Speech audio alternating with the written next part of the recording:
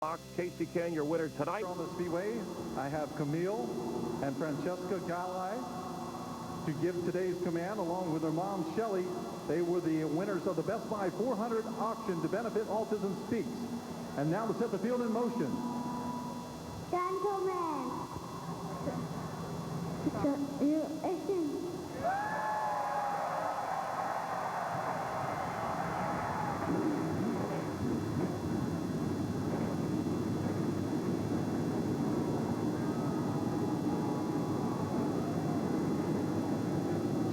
Qualifiers for today's race.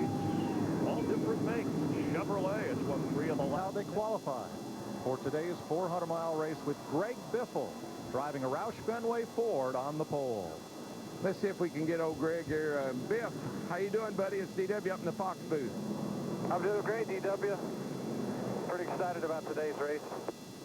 You know, Biff, I've always thought you were a wheel man, and today you're going to have to prove it. How's your hot rod? Is it going to run good for you? I really think it is, DW. It's, the guys did a great job at happy hour. And, you know, we've got this car running really, really good. It's hot and slick today. You know, it's going to get hot and slick. And a little bit of rain over the weekend. So we don't really know what we're going to have exactly. But we got a lot of adjustability in it. I got confidence in my guys that we're going to have a good run. All right, my man. This is your kind of race. 1 mile slick, hot racetrack. Get up on that wheel and be them. The BW, it's going to be about 8 months before we get to do it again. Speed Week 2009. When you get in trouble here, buddy, it's big trouble. So reach up there and pull those belts tight one more time. I'm about as blue as these skies right now, but at least we got blue skies. And, you know, folks, it's going to be a while, but been a great year. And the green flag down it. See you in February, boys.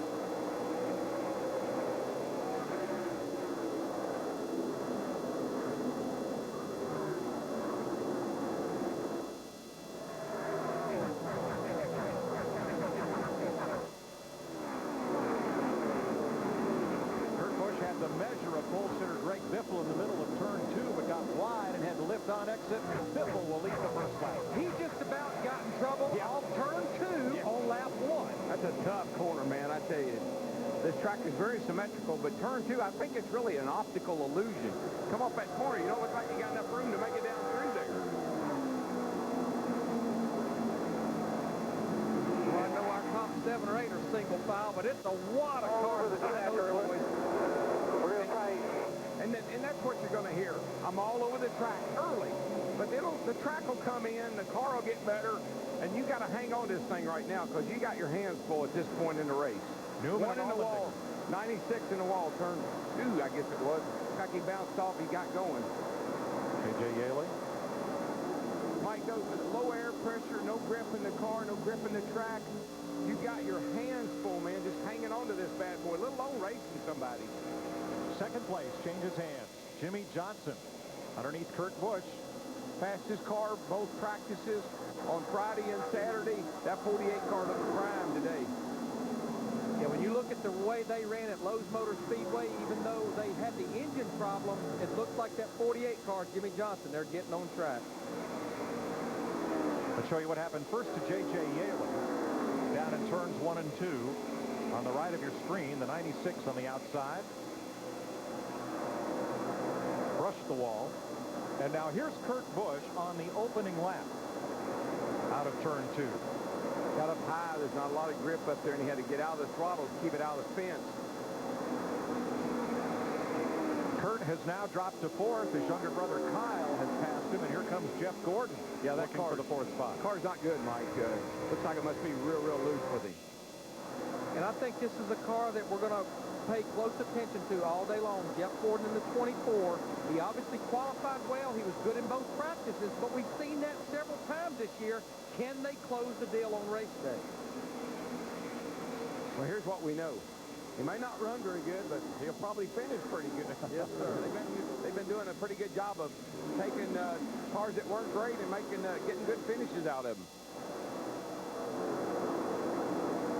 All these guys been back there racing. Oh, Greg Biffle, his 16 car, he talked to him there under the pace lap. He jumped out to almost a 2-second lead over Jimmy Johnson in the 48. Sixth-place battle here. Now, Jamie McMurray has been diamonding the track down in 1 and 2, as Vickers does now. Sweeps up high, cuts it back down low, and comes off the corner. That's kind of a sign of a tight car. Drive it in, it wants to run up the hill a little bit, let it go, and then turn and gas it. Rudiman's got trouble. He was in the wall at turn 2 briefly. Let's see what happened to him. Yeah, didn't get any damage, though. The right side of the car is pretty clean. He and Kenny Wallace, or excuse me, Joe Nemechek side by side. Oh, my. What a great save. Here's what Jeff Burton saw. And you know, we say this over and over again. Inside. But this car will just do that. You can save this car, which is amazing. But Darrell, remember, that little save, as you mentioned, was at over 175, almost 180 miles per hour. Oh, yeah. Look at the lead. Greg Biffle has opened up on Jimmy Johnson. But, Mike, we have seen this a lot this year out of this 16 car. They've got a fast car. They've just had a tough time getting to the end. That's what's had Greg Biffle discouraged, is keeping the wheels on this thing for 400 laps today. Literally. Literally.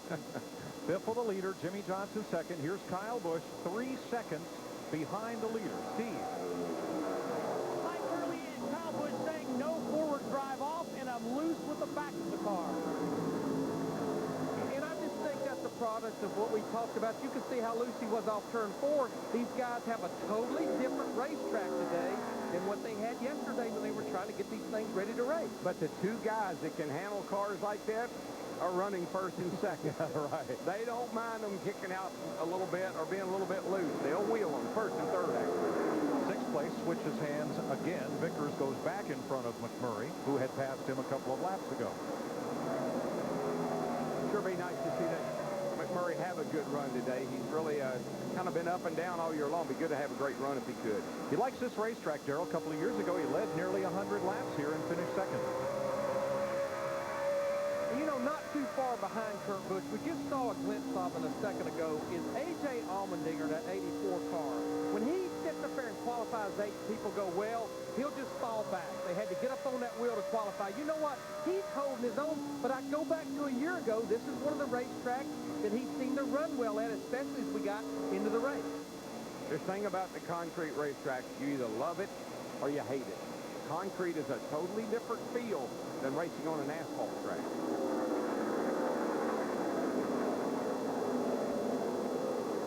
Greg Biffle has opened up a lead now of 2, make it 3 seconds on Jimmy Johnson. Matt? And Greg Biffle told me at the end of the first practice on Saturday, the best part about our race car on corner exit when I want to mash the gas, I've got all the forward bite that I can handle, and it's showcasing that again. It was a little tight the opening laps, but as the pressure's built up, the car has come to life more and more, and it's definitely showing it on the stopwatch. Yeah, it really is, Matt. He's at 25.0. Everybody else is 25.4. He's got 4 tenths in the bank right now.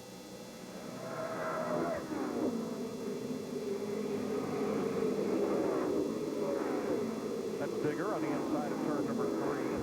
Just peeking out a little bit. It's early. Says, oh, the race started. You just woke up. What's all that noise? Well, Digger was late to the party. He had a lot of divots to fix up in Wilmington at DuPont Country Club from you folks on Thursday.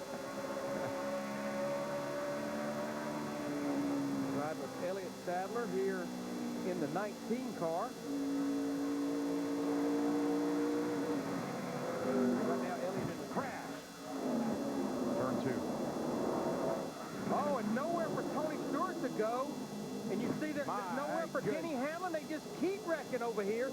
This is normal product of Dover Raceway. The concrete canyon. You just get locked up there and can't do anything. As you come up out of turn 2, the groove funnels, and one car gets sideways, there's nowhere to go. But you wouldn't believe the amount of banking over there, Mike, that just leads you right to that inside wall, right where the 88 car is. Elliott Sadler was the first car around. Tony Stewart, Denny Hamlin, Kevin Harvick, Dale Earnhardt Jr., here's Scott Riggs. A lot of key contenders. And there's Elliott Stewart. will get what's left of his Home Depot Toyota back to pit road. Now you see Sadler out of his car.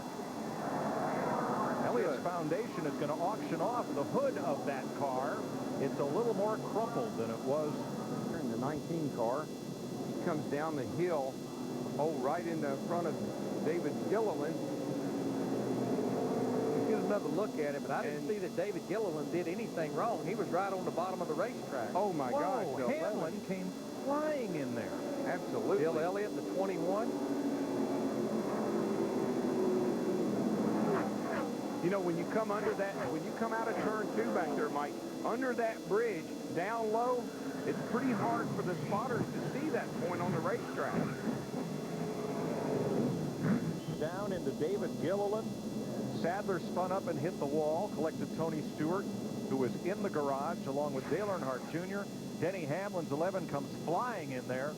That's the one. It's on. That's the one I don't understand. I mean, we were riding with Dale Jr., who was in front of Hamlin. Dale Jr. gets slowed up, and here comes Hamlin just out of nowhere.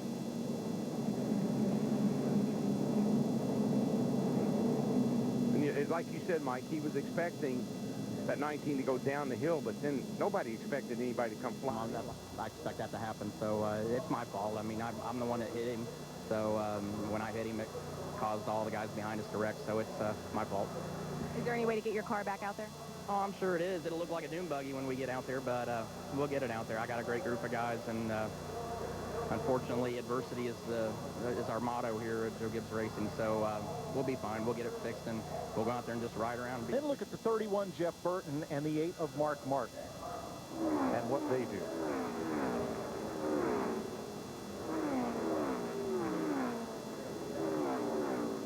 Comes Hamlin, and that group still at a pretty good clip. And look at Mark Martin. He doesn't stop, but he slows down significantly in that Army car. Well, he had much more time to react, perhaps. After repairs to his car, Casey Kane, Bill Elliott still there. Steve. And Mike, just to follow up on what DW was talking to Kyle Busch about, when that caution came out prior to the red flag, Kyle Busch said, I have no grip, no forward bite, nothing in this race car right now. What they're going to do, Mike, is adjust with air pressure. Matt Yoka. Later, Greg Biff at the top of your screen. His crew chief, Greg Irwin, warned him there's a lot of speedy dry near the edge of the pit road. Be cautious when you leave. A lot of debate back and forth. His car is taking the tight side, right side tires only. He's away. Johnson in the 48 was loose.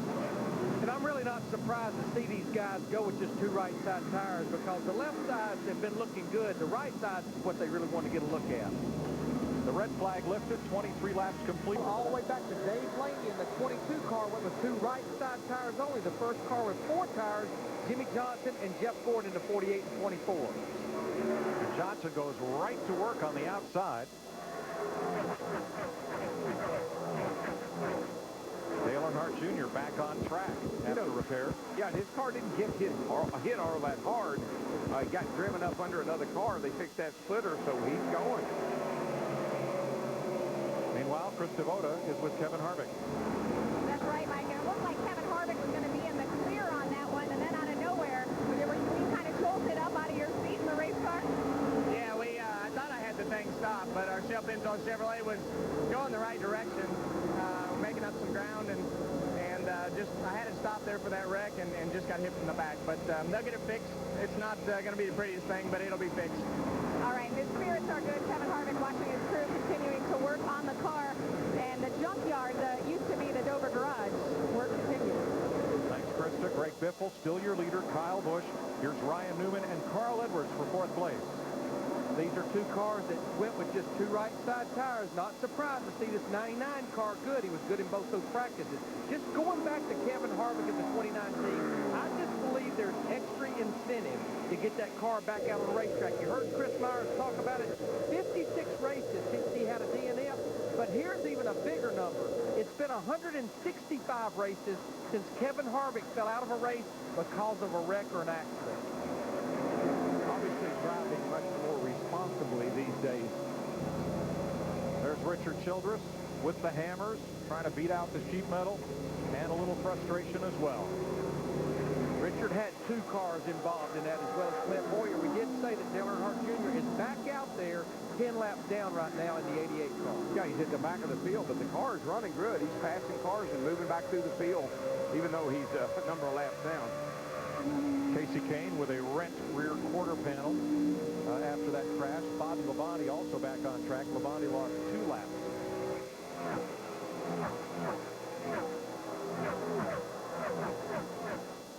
Matt Kenseth moving forward. 13th position against A.J. Allmendinger. And there's a guy that could really, really capitalize today and get himself back into the chase. He's had some good finishes lately, and this could be a big day for him. Now, wait a minute.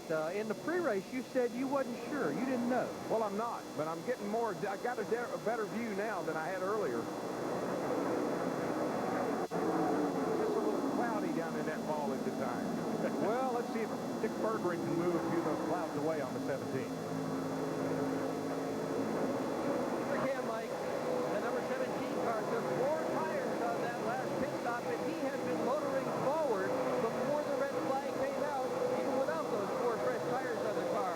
It's a good car. Finished 3rd in the All-Star race, and last fall, this same car, exact same car, led the most laps here at Dover. Kenseth has picked up 8 positions since the green flag.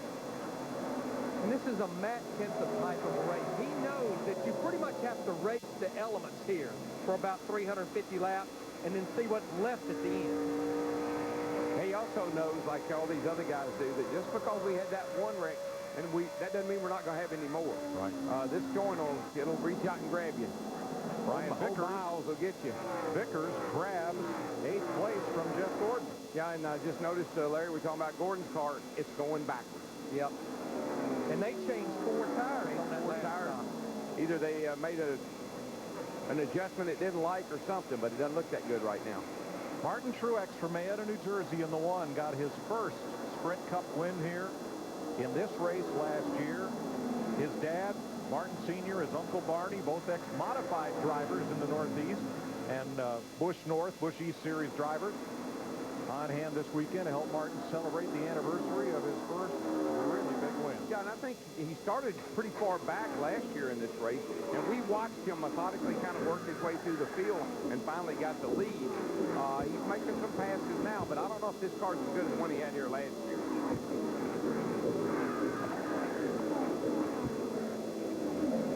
We've got a few report cards to hand out at the end of the Fox semester, or first trimester of NASCAR racing in 2008. We're going to start with Roush Fenway Racing and give them their NASCAR on Fox report card. What kind of trimester you think they've had? What do we say, a B? We did, and they have cars in the chase. Carl Edwards has won a few races, and I think David Reagan has been a great surprise. And there's the way they are running today. So that's at least a B. You know, and here on exam day, they might just pull that up to a B+. And we stress that grade is for the whole organization. Yeah, if we broke it down to drivers, you would probably have Carl Edwards in the 99 and would get an A or an A+ going to victory lane 3 times. But this is a grade for the entire organization. And Jamie could help that grade a lot today if he should have a good finish here. And there's his teammate, Matt Kenseth. We know Matt likes this place. This has been a good racetrack for Jamie McMurray in the 26 car overtime. Was in a position to win this thing 2 or 3 years ago. Late race caution kind of put him out of contention.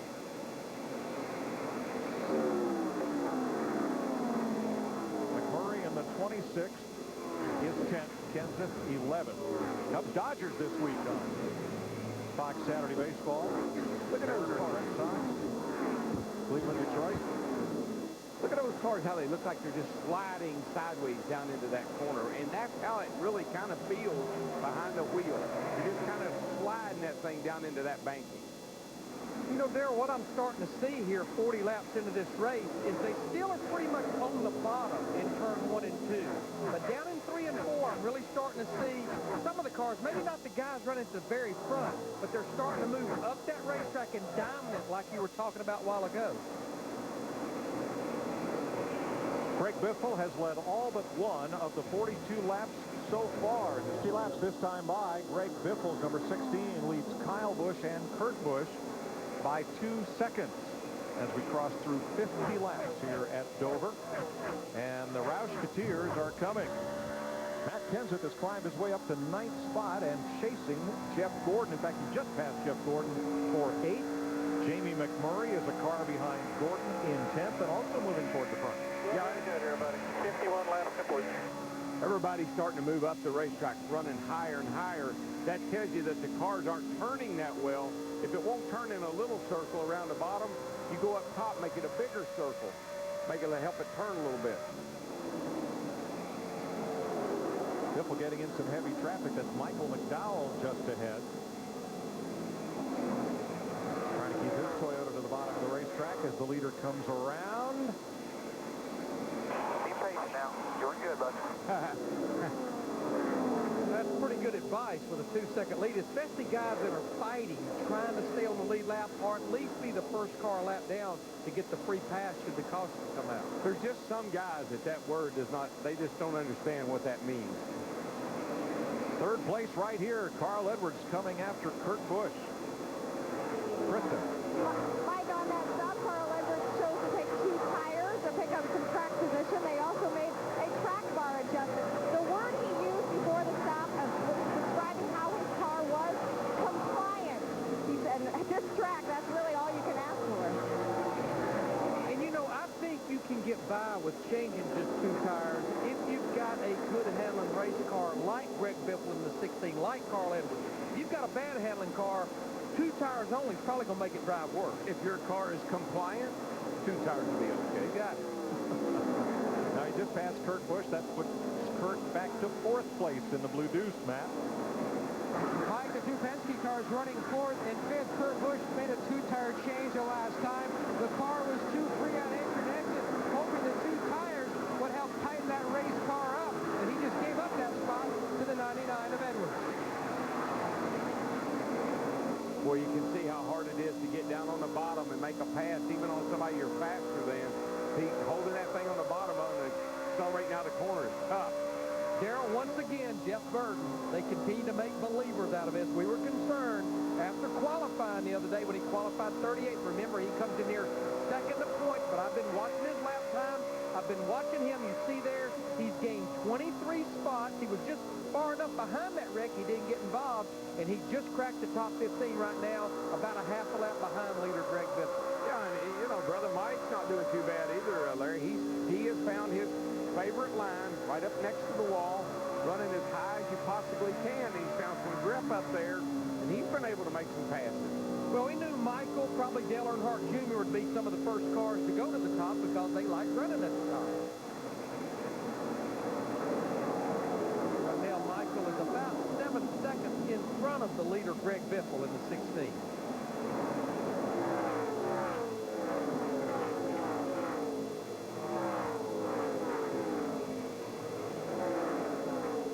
Leader Greg Biffle in a bit of traffic, trying to work past that blue car, J.J. Yaley, and the 9 of Casey Kane. Now, Casey's still on the lead lap. They got that car repaired. So right here, Casey is fighting with the 96 car to try to be the first car lap down. They're not just going to move over for Greg Biffle. Yeah, and actually, if they could get that 9 car repaired a little bit better, you can see that right rear repair job hanging out there. That's got to be hurting his son. They get that thing fixed up a little better, he might be all right.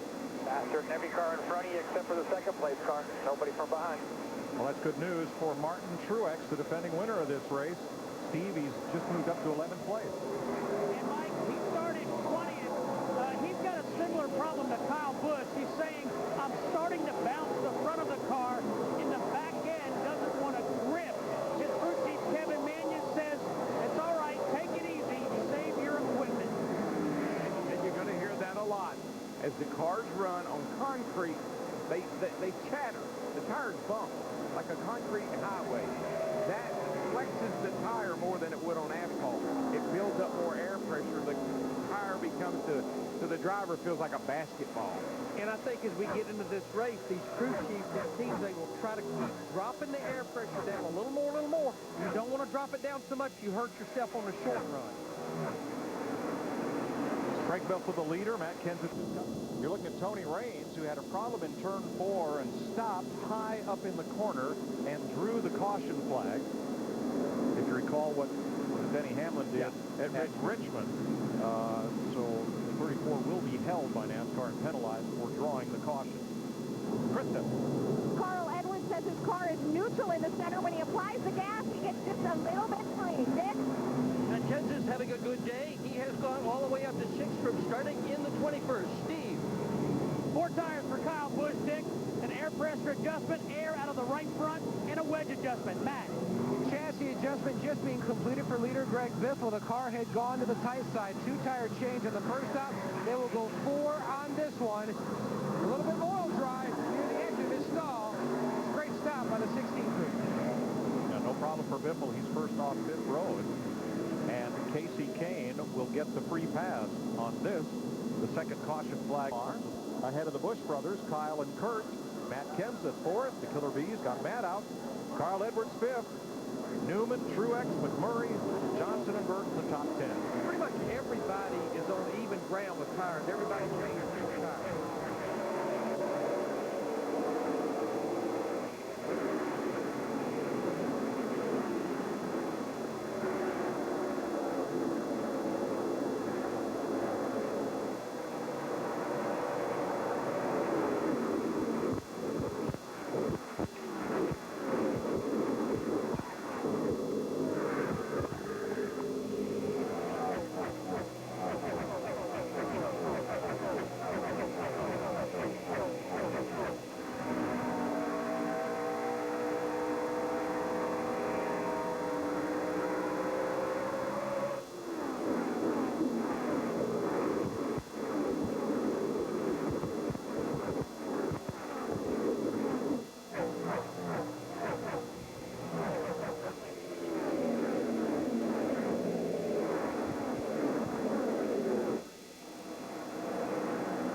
Joe Nemechek in trouble. We are under caution, third caution. That all started because he made a pass on Michael. Michael was up high. They got a little bit of like 3 wide exiting the corner. Joe got up high and got a little bit too loose getting off the corner. I don't believe Michael made any contact with him. Maybe he did. I didn't quite take a look at it. Michael Wiggles got up the racetrack. Yeah, you see him go up the track. Now, they're 3 wide here momentarily. Ooh, yeah, they did make contact. I think Joe thought Michael was up the hill a lot further than he was, and he has led all but one of 77 laps so far. Biffle brings him off turn 4. Kyle Busch, Kurt Busch, Matt Kenseth, Carl Edwards, green flag. I like Dale Earnhardt Jr., the 88-car strategy. He's 10 laps down. He knows that's going to be hard to even make one of those up. He lagged back behind that big pack of wolves up there in front of him. He's got a pretty decent car. The car's not that bad. He's a tenth or 2 off of the faster guys, but yeah, he's 10 laps down. He just wants to finish now. He becomes a buzzer now. He just fly around all day waiting to pick up the speed. He's counting on attrition. Yeah.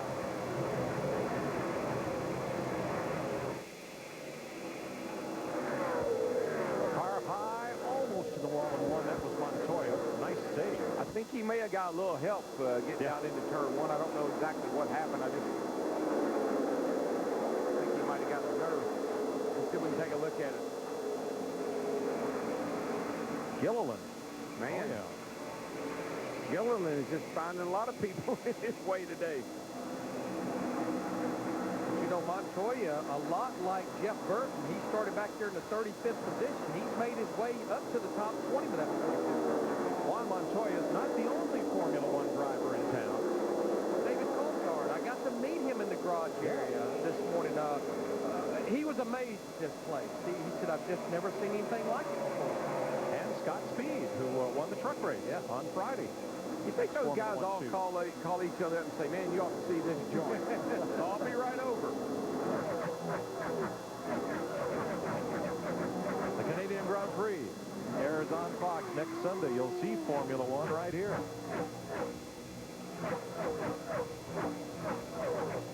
Carl Edwards just went by his teammate Matt Kenseth in the 17. It puts the 99 car up in the 4th spot now. On this restart, Greg Biffle is not getting away from Kyle Busch. Oh, they keep tuning on that 18 car and get her tightened up a little bit for him, get him some forward bite. He'll be around. Kurt Busch, former teammate. See, I think that's another car, that 2 car that they keep working on. He'll be somebody to got to deal with all day too. And here comes the guy that probably got the best car out there right now. Really, is that 17 car. There right now, our top 5 is Ralph Fenway versus the Busch brothers right now. Matt just gets around here so good. He made his first Cup start here back in 97 or so. Relief drove for Bill Elliott, or actually drove Bill's car while Bill was away. And he's always run well here, Matt Kenseth.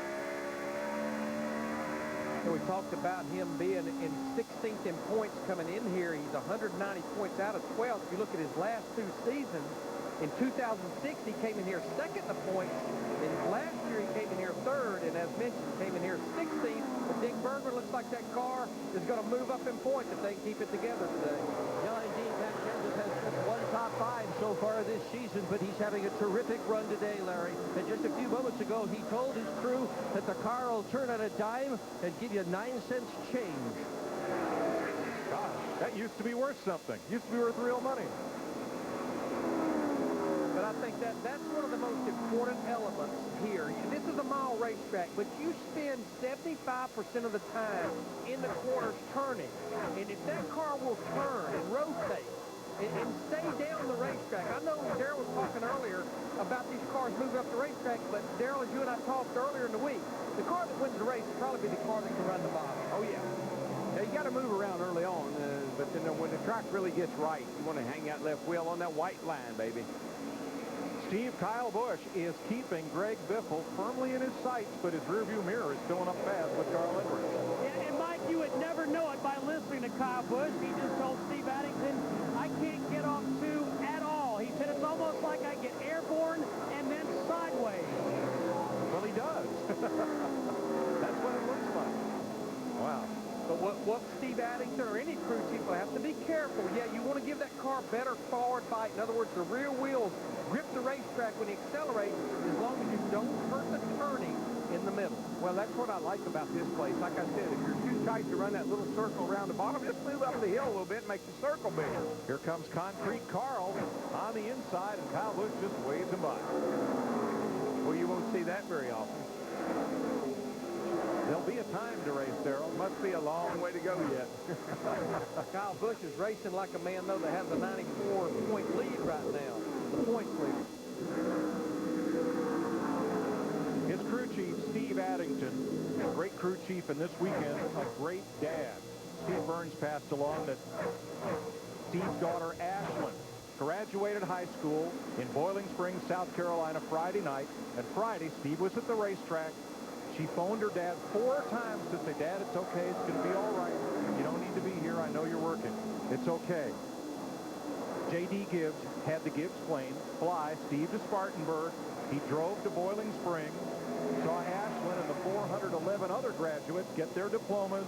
Then he drove to Charlotte, and Saturday morning hopped on the Gibbs plane to fly back. But at the end of the ceremony, there was Steve to surprise his daughter at one of the biggest moments of her young life. But, Mike, we all get caught up in the fact if we're not there, things won't work. Things won't go on. I remember a year ago, you guys let me off on Saturday to go back to Charlotte for my daughter Brooke graduation. There will be plenty of races, but we only have 1 or 2 children that graduate from high school.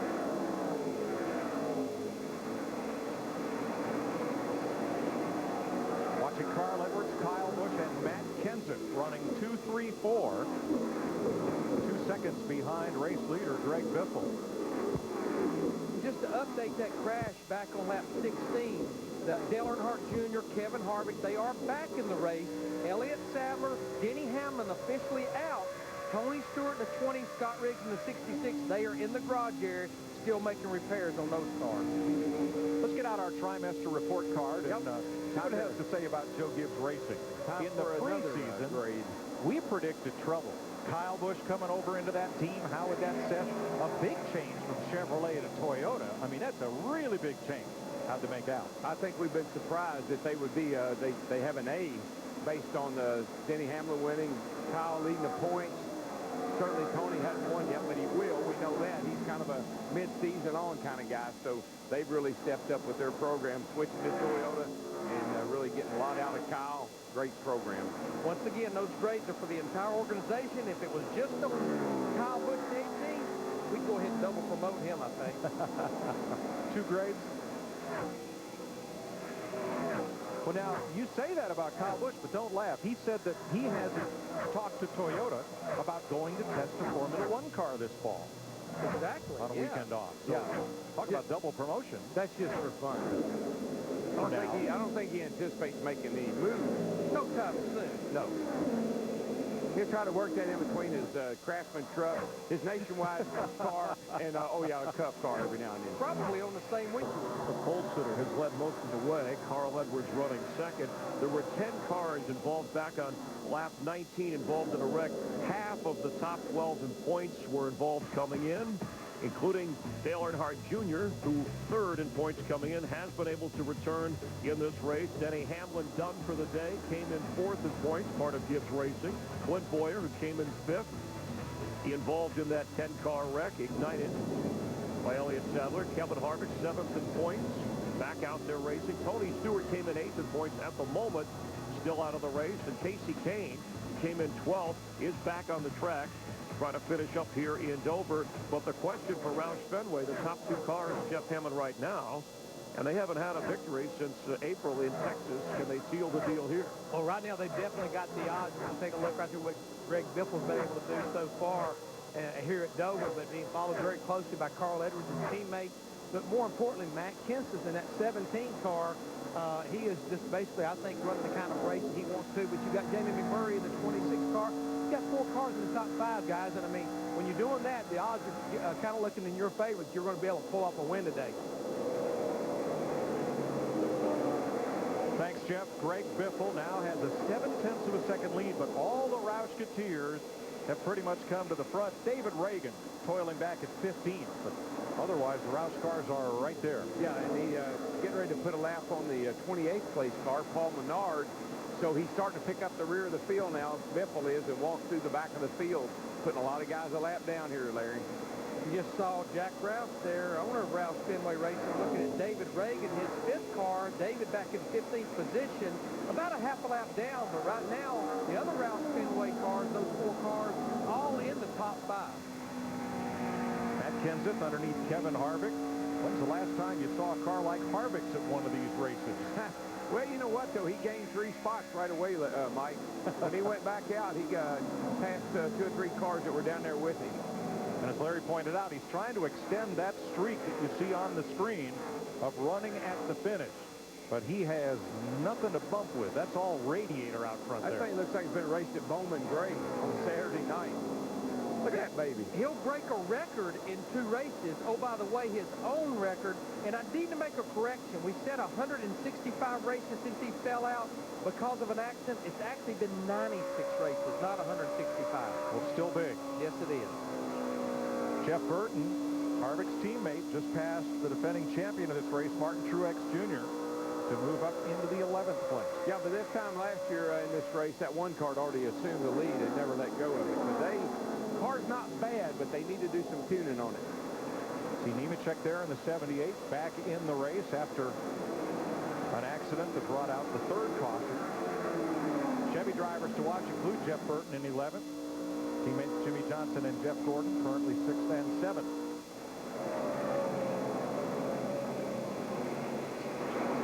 And you know, Mike and Larry, this is one of those racetracks when your car maybe needs something done to it, that sometimes the driver says, I don't know what to tell you to do to it. Because the car here, with the tire build up and the track's a little slick and sliding around, you're not really sure what kind of adjustment you want to make. And Darrell, I know another curveball that has been thrown their way. We talked at the top of the show about the heat here, how hot it is. All of a sudden, it's become very cloudy. The sun is nowhere to be found. Obviously, that's much better for the drivers, but definitely this track is going through some transition because of that. Well, it's a lot like Bristol. You are so focused and you've got your hands so full that you don't really have time to think about what's going on with the car. You're just trying to hang on to it. So a big cloud cover coming over the speedway, and the threat of isolated thunderstorms beginning about the 4 o'clock hour for the central Delaware area. You're riding with Jeff Gordon. He's in 7th place, Matt. Breaking down the first 100 laps for Gordon.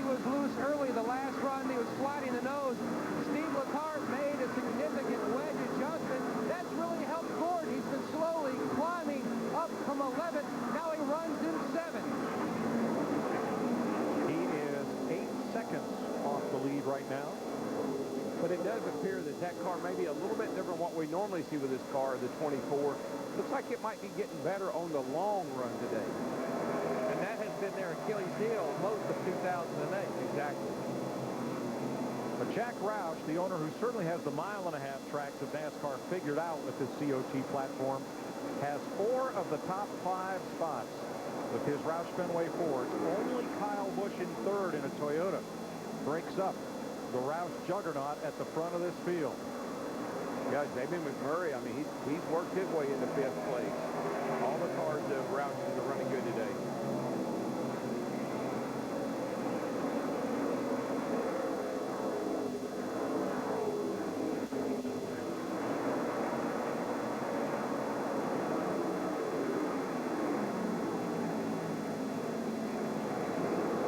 You know, Larry, another car that's basically a support car supported by Roush Fenway is the 28 car we continue to talk about week in and week out. How well Todd Parrott and Travis Quapple, they get this car running really good every week. He's sitting there running 14th right now, and that car is looking pretty racy today. And I don't think we can stress enough. We were talking about this in the practice show yesterday. They come in here, they qualify in the 12th position. Both of the practices yesterday, they were in the top 15. And if you look at that race car, they're doing it unsponsored. That is huge for Todd Parrott, Travis Quapple, and the guys over at Yates Racing. And the teammate David Gilliland in the 38. He continues to stay on the lead lap. Started 17th. He's running 17th right now. There's a look at Gilliland. Might have been a help that Quapple ran the Craftsman truck race here on Friday. He finished 20th. Well, if you look at the top 17 cars, 7 of them are basically Roush Fenway cars, or at least affiliated.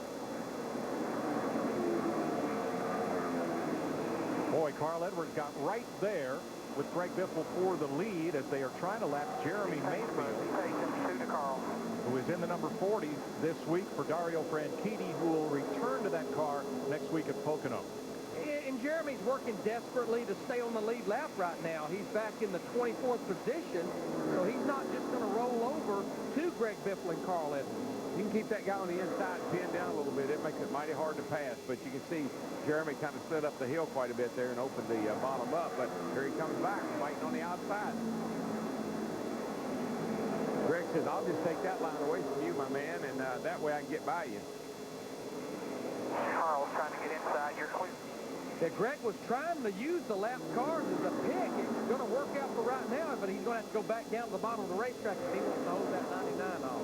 Now, his teammate, Carl Edwards, has not yet led a lap today. Darrell, do you let him lead one? I don't think you do right now. It's a little early, and even though there's just the 2 of them, but that 18 is just, you see 99 coming off that orange car right behind him is 18. You can't play around too much right here, or Kyle will take the lead away from you. The lap past Patrick Carpentier in the 10. Casey Kane in the 9, he's still on the lead lap, but looks like he's going to have to relinquish that down the backstretch. 122 laps complete. Greg Biffle has led all but 1 in Dover. Tony Stewart back out, and boy, that car doesn't look like it was in the pileup. It was in. Oh, yeah, it does. Never mind. Tony's right at 113, 114 laps down right now. He'll be counting on attrition. This is like the driver's worst nightmare. Yep. Wreck the car early, hang around, they finally get it fixed. They got to go out there and ride around And try to stay out of the way. And this is a hard place to stay out of the way. The plane can't leave for Eldora fast enough, can it? Nope. Get that water truck filled up, boys. I'll be there Wednesday morning. Greg Biffle and Carl Edwards haven't really battled for the lead, Darrell, but Carl has made no mistake of letting Greg Biffle know he is there, and he will take the lead if given the opportunity or the permission. Well, I don't know if it's that so much as it's the fact that Kyle is right there just lurking behind them. There he is. When they race each other, he really closes in, so I think they're just kind of protecting first place right now. You You know, you see that yellow car right behind Kyle Busch, Sam Hornish in the 77. He just went a lap down, and I think a lot of that was because of that mistake of speeding on pit road, having to go to the tail end of the longest line. We've been under green ever since that, and now Sam is a lap down. And in 22nd spot, I mean, he's a lap down, and he did have to start at the back of the field, and we've already noted that you can lap these cats getting around here pretty fast.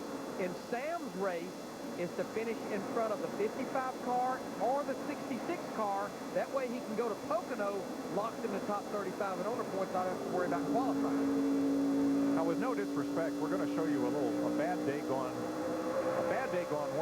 worser. Here's Kevin Harvick riding around.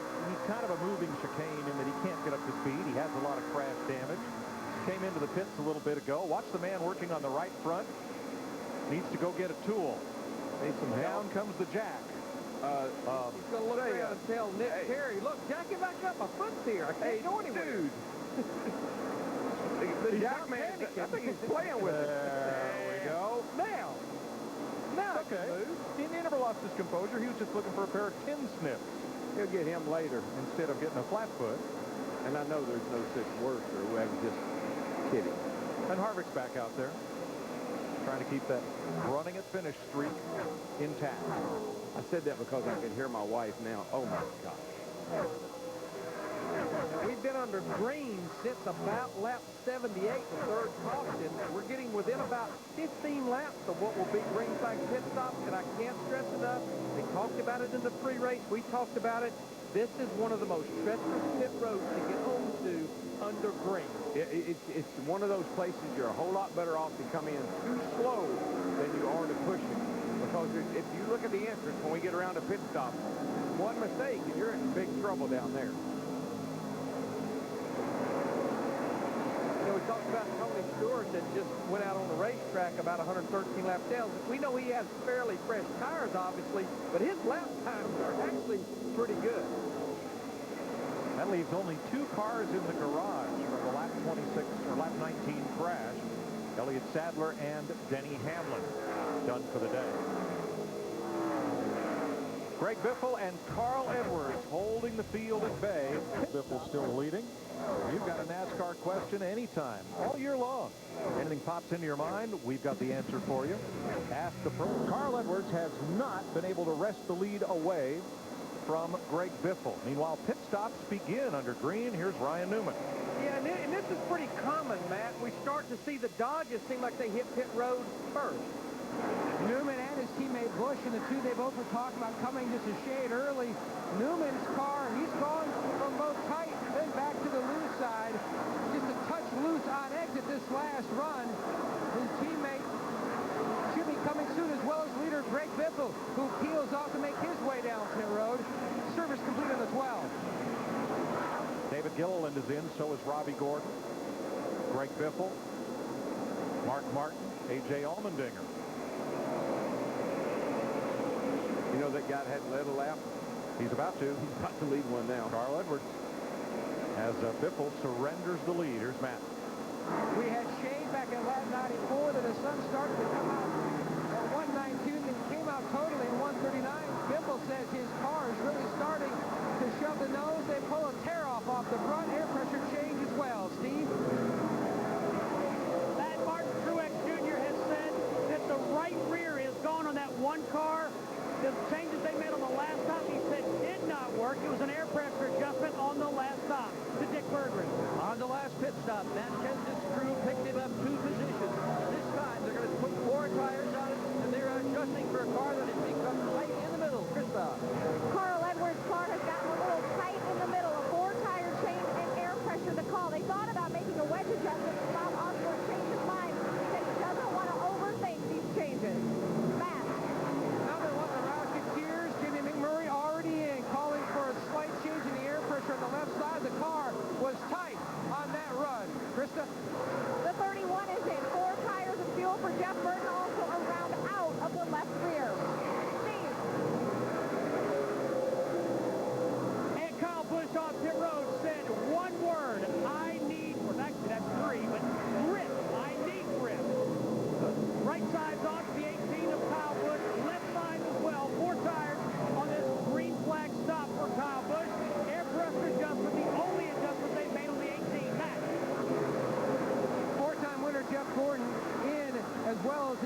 the 48 Jimmy Johnson making his way down pit road. Gordon, they've made big changes over the past 125 laps or so. They've really got the car dialed in more where he needs it.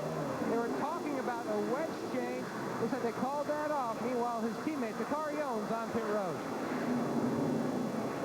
Johnson surrenders the lead to make his stop as we cycle through green flag pit stops. Everybody 4 Goodyear tires, 2 cans of Sunoco race fuel. And this should pretty well cycle us through. Travis Kvapil may rise to the board unless he comes to pit road. Yeah, it was a pretty small window of laps that everyone elected to come to pit road and get 4 tires and fill the tank up with Sunoco race fuel. And I think you recall, this is the longest free run we've had. Probably getting a little nervous about those right side tires. Got a car stop down here in turn 1. The 84 car, this is not good. A.J. Allmendinger had, I believe he had just exited the pits. Something broke. But I think the good news, though, we just talked about it. I think we have basically cycled through about everyone on their green flag stops. Here you see Dale Earnhardt Jr., the 88 car making his green flag stop. And those were all cars that were lapped down due to the crash at lap 19. Not good. Like smoking back there. I believe they're having trouble with the fuel filler that they put the fuel in, the area they look like they're working in right there. Do you reckon they knocked it out of the quarter panel maybe? Yeah, they definitely got a problem right there. You see Pat Tryson looking on right now. The field is over in turn 3 and 4. Still under caution. They'll get 1 to go next time by. That's the signal from the officials on pit road. I'm getting a confirmation from Matt Yoakum working that pit that is the problem. They've got a problem with where they put the fuel in. A couple of cars, this caution was a huge break. Paul Menard in the 15 was one of the only cars that had not made a pit stop, so he stays on the lead lap. You see him right there. Of course, he was involved in that accident. Another big break. Jimmy Johnson in the 48 car under his green flag stop, too fast exiting, so now he'll go to the tail end along this line. Dale Jr.'s fans can ride. Montoya gets the free pass under this caution, the 4th one of the day. And during that exchange of green flag pit stops, 3 drivers got to lead a lap who had not earlier.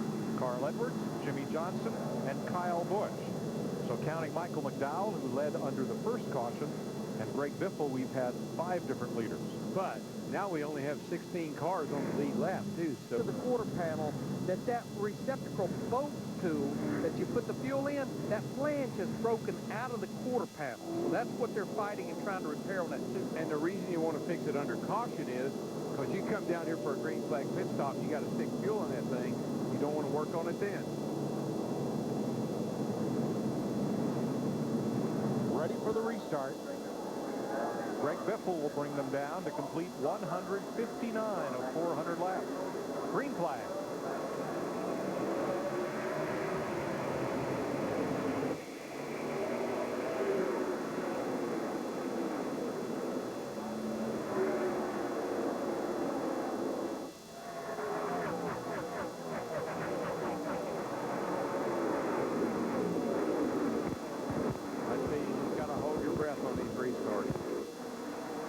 We've got so many cars fighting back there trying to be the first car a lap down. We've got a ton of cars 1 lap down.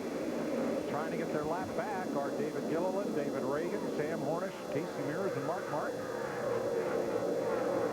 All it takes is just one little slip-up. Somebody gets sideways or get out of the gas off of either one of these corners, and you got a big mess. Just hope it's somebody else's slip-up. Vickers, McMurray for 6. Hope you're in front of it. Because we've already seen what happens when you're behind it.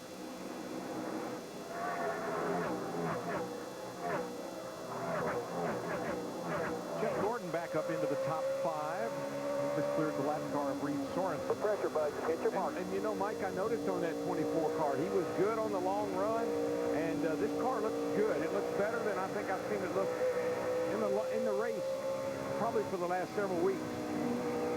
You know, we were just riding with Clint Boyer in the 07 car. Remember, he came in here 5th in the Sprint Cup Series points. didn't have that good of a qualifying run, as we're going to see Carl Edwards take the second position away from Kyle Busch, the 18. But Clint Boyer, he started back in the 26th position. He was involved in that accident. You can see the repair on the left rear quarter panel. He has now worked his way almost inside the top 10, back in 11th position. Good recovery for this team. Dick Berggren. And Clint Boyer has fought through some issues today, Mike Joy. Early on in this race, he virtually lost his brakes. On a pit stop, they pulled tape off the ducts that lead to the brakes, and that certainly has helped him a great deal. Thanks, Dick. Jimmy Johnson trying to overcome that penalty that had him restart at the back of the pack, and he's had to work hard getting through race traffic here. He's doing it, though, man. He is slicing and dicing.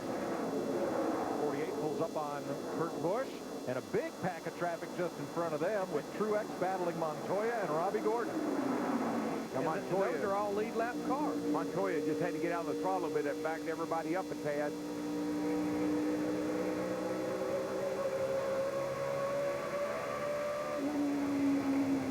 And they've taken the car of A.J. Allmendinger to the garage area. Right now, that's another position that Dale Earnhardt Jr., we were just riding with him in the 88 car. He just went by Allmendinger, moves him up into the 37th spot. I thought that Allmendinger car might have lost a gearbox as they was stopped down there on the racetrack. Something had to happen. Right after a pit stop. Right after a pit stop. I think it might be a gearbox issue. But Jimmy Johnson just cleared that group, including Kurt Busch, to move up in the running order. Greg Biffle continues to hold back this field. We met with him yesterday. Spent some time with Greg. He went down a list of things that have kept him from winning races this year you just wouldn't believe. We were 4 wide down in turn 3 and 4 for a minute. Man, and Carpentier holds on to that car. I don't know after how. being way up in the loose stuff 4 wide. Oh, he got a left rear flat. Get to the bottom now. Get to the bottom. That may have happened with all this contact. Watch this 40 car just absolutely ride him up the hill. Jeremy Mayfield in the 40. I think that's what cut his tire. Pat's got a flat tire, left rear. This will be what Michael Waltrip, the 55 car, saw with this. That right there is what cut the tire down. Exactly. Got 5 years clear on. 40 car went in there, just used him for a banking board.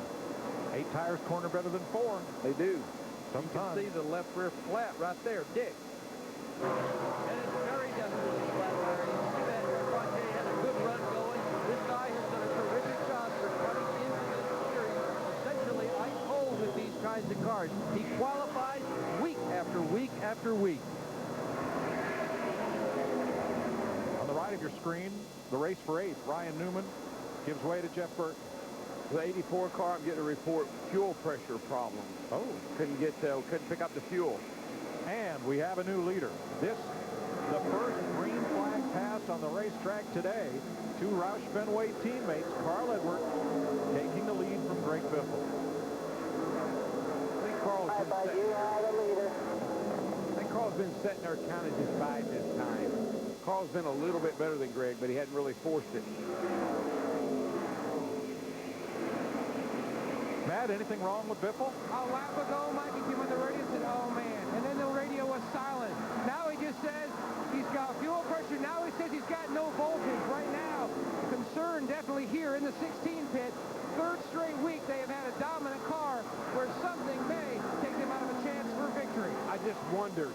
You know, you just got to sit and wonder, just like I'm sure he does, what's going to happen to this thing today. Yeah. He has had some of the most bizarre things happen to his race car. Loose wheels. The float in the carburetor fell off. The loose wheel problem was traced to a change in the wheel lug studs, and the new ones, it seems they stretched. Yeah. And the lugs loosened as a result. Good grief. They seem like they have their arms around that as we see Jimmy Johnson in the 48 car. He goes by Montoya in the 42. That's for 14th spot. But going back to the voltage, remember last week at Lowe's, we had the problem with the 18 car of Kyle Busch. We had a problem with Mark Truex Jr. in the 1. It was not a battery problem. It was actually not an alternator problem. On the 18 car, the post broke off the alternator. On the 1 car, just simply a wire broke in 2. I talked to Chad Canal, Jimmy Johnson's crew chief, and he said, Larry, we're getting so much vibration with this car right now, it seems like, that it's causing problems like that post breaking off the alternator. Have you ever noticed, though, when a guy gets been leading the race a little bit and he gets passed, all of a sudden he's got a lot of problems? Sometimes. What about it, Matt? What are they saying down there?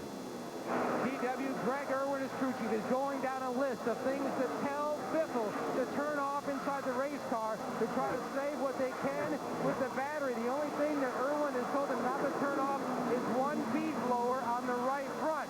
Everything else, from the driver aids to right on down the list, turning it off to try to save what they can. Well, that tells you what's important. Yeah, tells you what's important. Turn off your cool box, driver, but don't take care of that right front tire. But there's a lot of blowers they run on these cars. Obviously, they have some blowers going to Greg. They have the cool box blowing to his helmet. They probably have a couple of blowers blowing to the front brakes. And they maybe have a blower on each front tire. It sounds like he's had him cut all those blowers off. Pit stop, Irwin. Let's put a cam in the right front.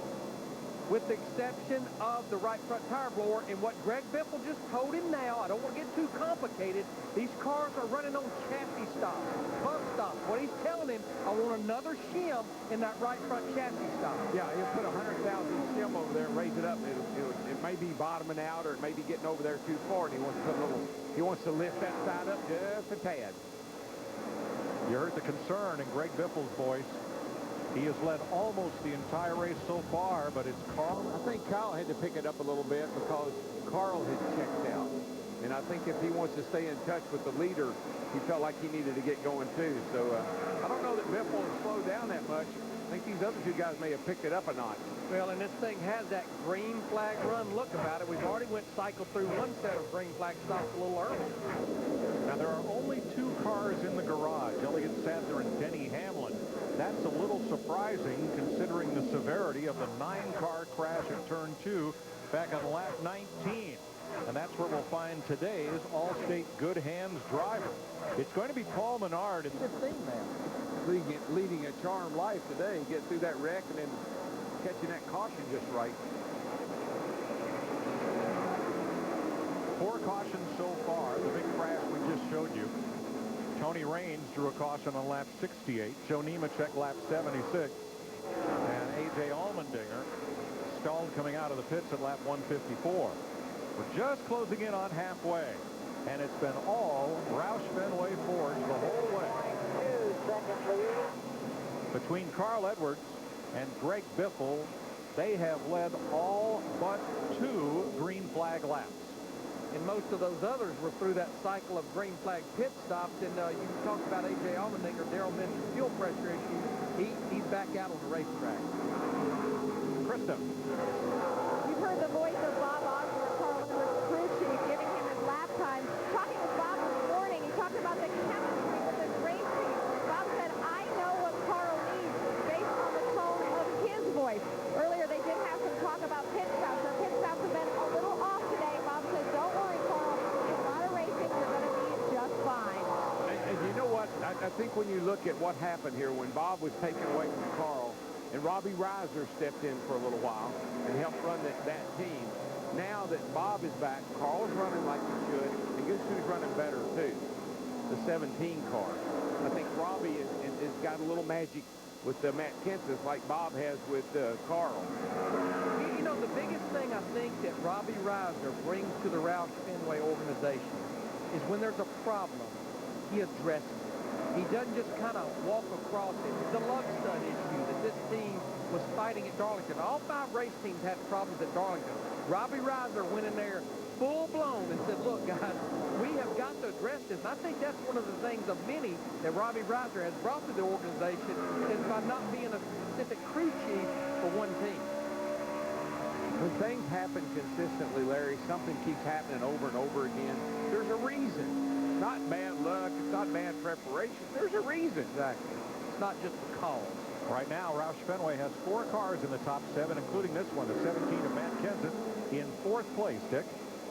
Kenseth started in the 21st position, Mike, and they managed to get the car to 4th, both by passing cars and also by some very quick pit work. But this appears to be as far forward as they can get unless they can adjust the push that appears in the center of the turn out of the car. They have got to fix that for Matt Kenseth to pick up additional speed, and so far in their pit stop, they have not pick up substantial, I think, more speed if they want to keep up with their teammate Carl Edwards in that 99, because most everyone, including Kenton, running 25 70s and 80s. Carl Edwards' last lap 25 55. Right behind Kenseth, Jeff Gordon. Ever since the last round of pit stops, Gordon has been in the top 5 and holding his own, Matt. His comment to Steve Letarte was, this thing has really come to life. It's still a little tight on the bottom, but when he tries to go back, he can get in the throttle, get the gas. He has a lot more forward bite. He really wants to work on the push on exit that he does have. But boy, this 4-time winner here at Dover is making headway. He's closing the gap, chasing down the 17 at Kenseth for 4th. Look at the bright sun and those sharp shadows. The sun's been playing peekaboo with the clouds. Just the kind of weather that gives crew chiefs fits. Let's look at the miles per hour here. When we talk about something happening and how come that guy didn't slow down, or how come he didn't let off, or why didn't he stop, look at the kind of speed. Jeff's coming off turn 2 right now. Turn 4. 140 miles an hour exiting the corner. You try to stop one of these 3,400-pound cars at 30 it weighs 3,400 pounds on a dime. This is definitely one of the best performances I think that the 24 cars had in a while. They had a great finish at Lowe's last week. They finished 4th. Fuel strategy at the end, but they didn't run that well. They are running well here today. Got to tell you, if Jeff's going to run good, this would be a real good place to do it. Seeing how DuPont's just up the street. Just signed a 2-year extension with his sponsor. They're headquartered in Wilmington, Delaware. I found that interesting, too. You know, Jeff made a comment not long ago that 2010 was a pivotal year in his career.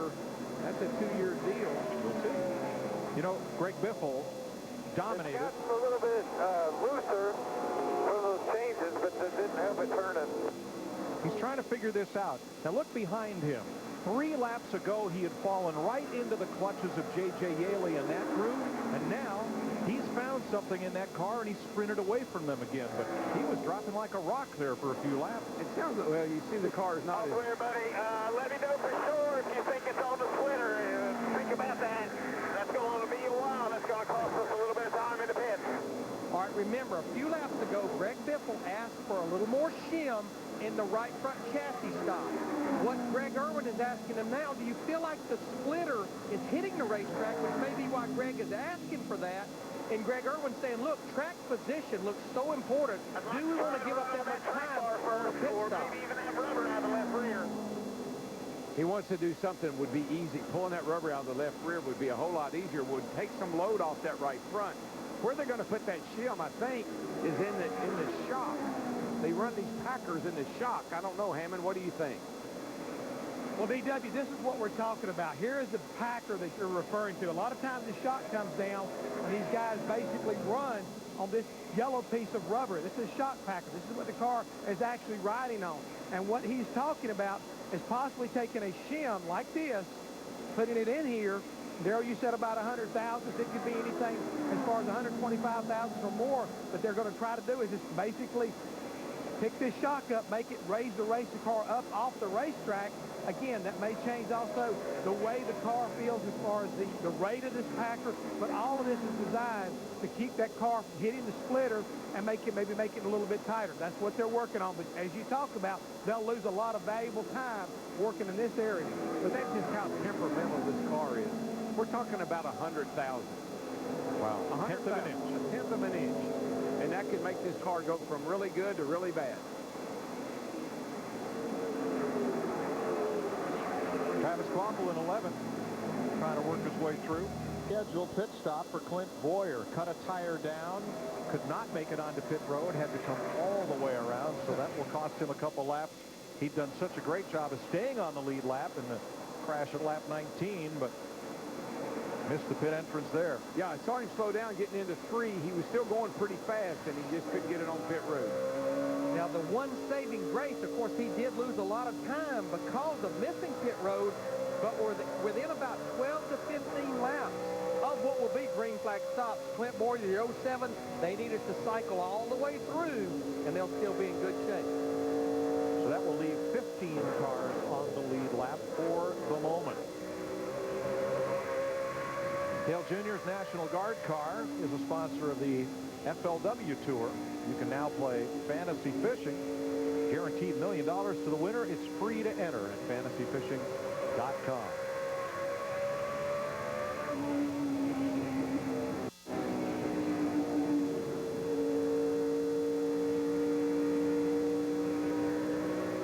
You know, Jimmy Johnson for the past, 15 laps has been trying everything but a bass lure to catch the back bumper of Ryan Newman. They haven't been too far apart.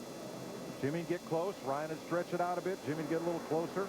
Now he's got to battle Travis Kvapil here for the 11th spot. I think what Jimmy's done is burn his tires up. I mean, he's really looking forward to a pit stop. He had to work so hard to get from the back of the pack back up here in contention.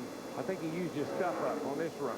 And the reason he was put at the back of the pack, he had been running in the top 5 to 8.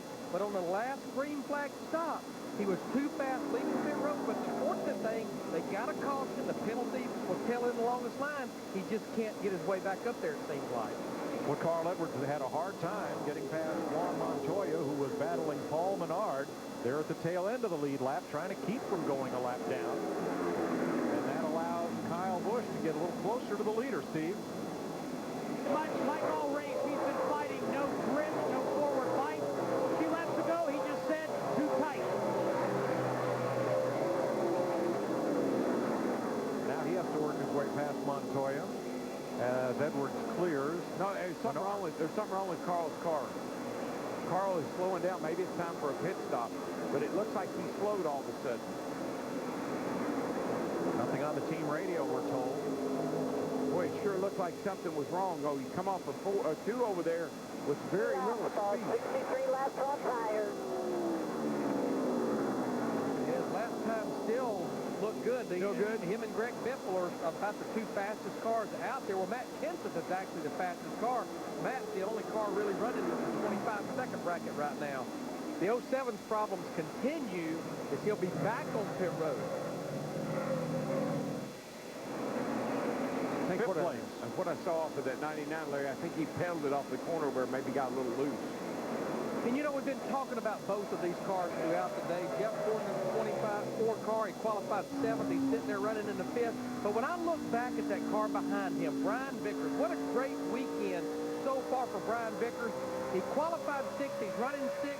Had a car that looked like was going to contend for the win. Last week at Lowe's, Mike, you were talking about lug nut problem. Remember, about halfway through the race, the left rear tire came off that car after a pit stop, hit the wall, ended his day.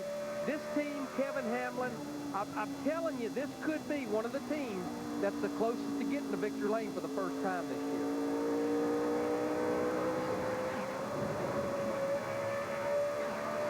You're looking back from Jeff Gordon's number 24 at Brian Vickers. Matt? He was almost a second from overtaking fourth place Matt Kenseth. Now Gordon says they have killed the car on this run. It is absolutely plowing.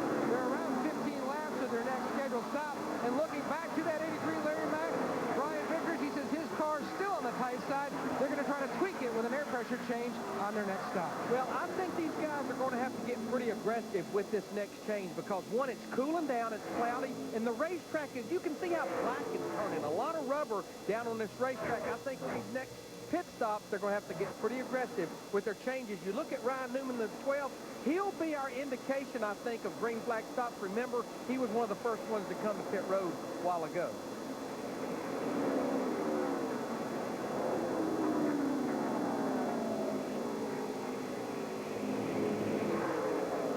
Had a long stop with the hood up, Dick. Yeah, he came into this race by 50 points. He had finished all but 4 laps this year, but that long stop is because the right front shock absorber has broken completely out of the frame. They could not get a new bolt in there, bolt the shock back in, and the right front corner of the splitter is broken. He has been involved in the crash earlier in the day. It's not been a fun time for him here in Dover. This has not been a good day for our top 12 in points because to add him to the list, that's 7 of our top 12 coming in, including that group on the backstretch on that first crash that has had problems today. Or you can see them working feverishly under there trying to get another shock on the car. Just wonder if he thought he had a flat tire and that was what was going on. I bet it was. 13 cars now on the lead lap. Paul Menard, the first car 1 lap down, then Montoya and David Reagan. Travis Kvapil just passed Ryan Newman, and that puts the Yates number 28 into 10th place. The car looks like it's handling really well. I haven't seen that car out of shape all day. It's been moving it kind of up through the field. Car really looks good. That'd be something if he was to fool around and win a race, wouldn't it? Well, let's see. Jody Ridley did it. Yeah. Talk about drivers with small teams. Yeah. We talked about green flag stops. Ryan Newman, the 12 car. This will be the first of green flag stops, just like the last time.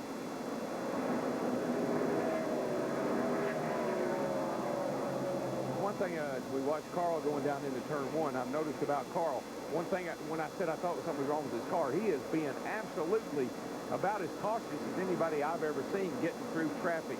Matt. Newman, the 3-time winner of this event, says absolutely zero grip. He was doing everything he could with his car, even changing up his line. You can see significant adjustment in the back. Air pressure change as well for Roy McCauley's number 12 of Newman. Steve? Well, Matt, last year's winner, Martin Truex Jr. says he's snug coming off the turn. You see him hit pit road. He's also been complaining about his right rear tire. He says it feels like it is bouncing loose.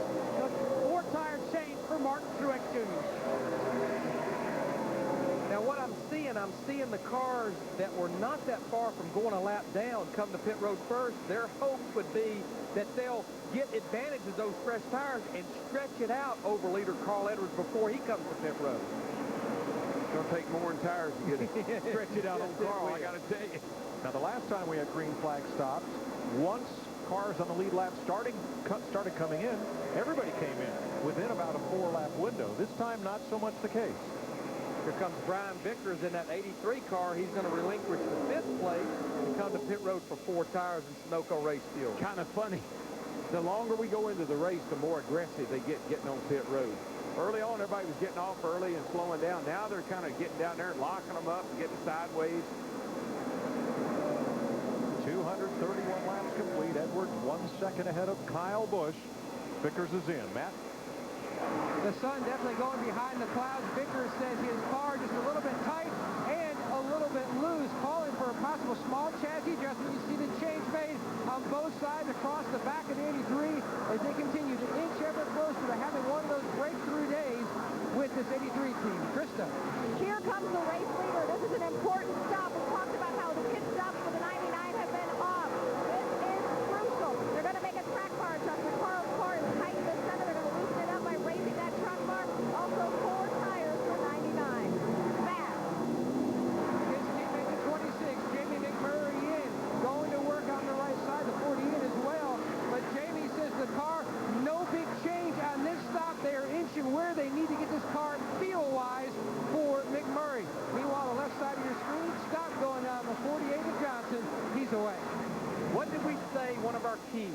Be cautious about pit road. We just get the report that Brian Vickers in the 83 car, too fast exiting. It'll be a pass-through penalty. That will take him out of the equation, at least for now. He's only 4 pits from the end of pit road. But was too fast on exit. I think it's really all you got down there to know where the line is the orange cone, Matt. Greg Biffle is in. The wedge adjustments in the back window. They're going to make a track bar change on this stop. Biffle still trying to get the car to be a little more on the free side to Steve on the 18. Matt, Kyle Busch says he's just too tight. They've just made a chassis adjustment, 3/4 of a turn out of the left rear. They've also made air pressure adjustments. Dick. Matt Kenseth in the pits as well. He has been running in the 4th position virtually that entire run. They are still trying to get the tight position out of that car that he experiences in the middle of the corner. Matt. Consistently, Dick, the best running Hendrick car today has been the 24 Jeff Gordon, the 4-time winner here. He said over this last run, they've started to lose the handle of where he needed this 24 machine. Had started plowing. It just would not turn through the center of the corner. Steve Letarte looking at a number of different ideas, telling him also, though, to be very careful on exit. They have started to bust a number of people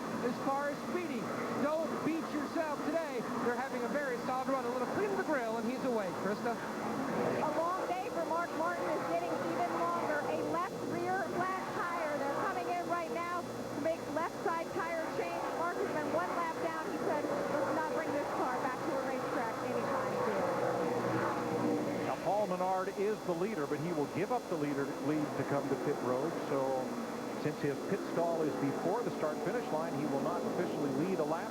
Carl Edwards will go back in front. And, you know, back to Brian Vickers on speeding. As you saw in the race analysis, the pit road speed is 35 miles per hour. The only reading that the driver has is a tack reading that he set under the pace lap. NASCAR gives these guys a 5 miles per hour buffer on top of that. So that means he was more than 5 miles per hour faster than 35 miles per hour in the 80s. But, Larry, when I look down at the end of pit road, in my mind, it's not that well defined. Look, here's a line, and there's the outline right there. And look how far out here, and all you got to go by is that cone right there. You can then, and here's the end of pit road. Most of the time a driver gets the end of pit road, he says, I'm out of the pits, I can go now. Yep. So I think it's not real defined in my mind. Now let's correct. Kyle Busch is the leader, not Carl Edwards. Kyle is 1.2 seconds ahead of Carl. And so this will be the first time that anybody but Greg Biffle or Carl Edwards has led more than one today. Debris in turn number 2 puts us under the caution flag. Now the pits were open this time but there were very few takers. Am I a little surprised? We had 4 cars. Jimmy Johnson, the 48 here, Travis Popple, the 28, Martin Truex Jr., the 1, and Ryan Newman, the 12, were the only cars that came. That green flag stop that they made put them close to being a one-stop race. These 4 cars for sure can make it a one more stop. We're underdoors and out. Kyle Busch leading Carl Edwards, Greg Biffle, and Matt Kenseth. 3 Roush Couture. Fords lined up behind that Joe Gibbs Toyota, and Busch gets a big jump. Man, I'll say. Bye-bye. You know how Darrell and I firmly believe that Kyle Busch got the lead from Carl Edwards in that 99. But under those green flag stops, we've been watching him how great he was getting the pit road under green flag conditions. He's been very, very aggressive. I just hope that doesn't bite him before the day is over with. Hey, fellas, Digger wants us to crank it up one time. Well, whatever Digger wants, Digger gets. You got it.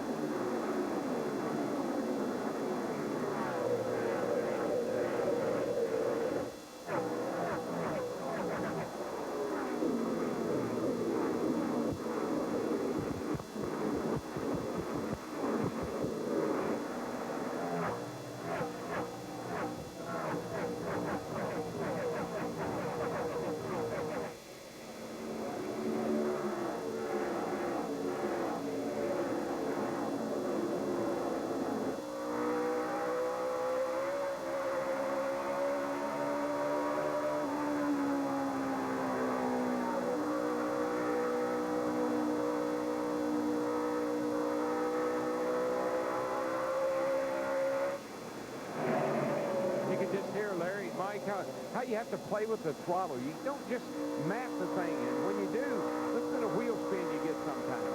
Things will rev up. Hear that? I was well up on the straightaway. I tell you, the guy on the move, we're looking at it right now, that 48 car, remember, they came to pit road and got those 4 fresh tires. He has been picking them up, laying them down. He got 2 right there. I think that last little one was when he had contact with Dave Blaney, and it turned Burton's car a bit, and it broke traction. Yeah, well, they get loose up off the corner, and that's when you get all that rear wheel spin. And that's hard to drive when the rear wheel's off the ground. Darrell, I know I said you can't be afraid to gamble at the end of the race, but we still got over 150 laps to go. I am very surprised more cars didn't come to pit road and get those 4 fresh tires. It's a great time to do it. Maybe Krista knows.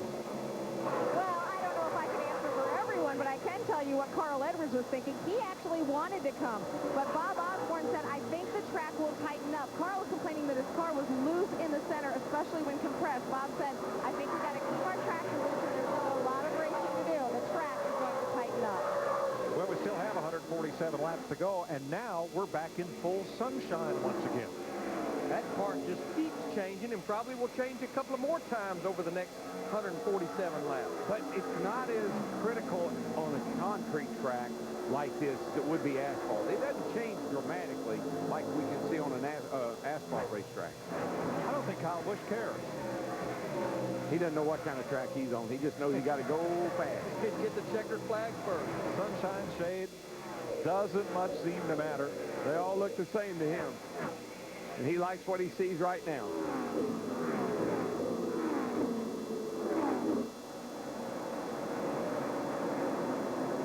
were talking about him testing a Formula One car. I don't know if we mentioned. Big weekend for him next weekend. He's going to do triple duty, oh, by the way, at 3 different racetracks. The Truck Series at Texas on Friday night, Nashville on Saturday night in the Nationwide Series, and Pocono on Sunday. And he'll be back and forth from Pocono every day. This pack we just saw is interesting because Paul Menard in the 15 is trying so hard to stay in the free pass position. Here comes Casey Mears, who's 2 down. There's only 3 cars 1 lap down. Menard, David Reagan, and Ryan Vickers. So Menard's been racing really hard, racing everybody hard on the lead lap, trying to make sure that he stays in position to get the free pass, get back on the lead lap. He's mindful of the fact that his teammate got his first ever Cup win right here last year, and he'd love to have that chance. And back to Kyle, you know, if he wants to run a lot of races, that's okay with me, as long as they're companions. I don't like all that moving around across country, flying here, flying there. Man, focus on the Cup. That's what's important. Especially when you're the points leader. Yeah, I mean, he's obviously got a great shot at winning this thing this year.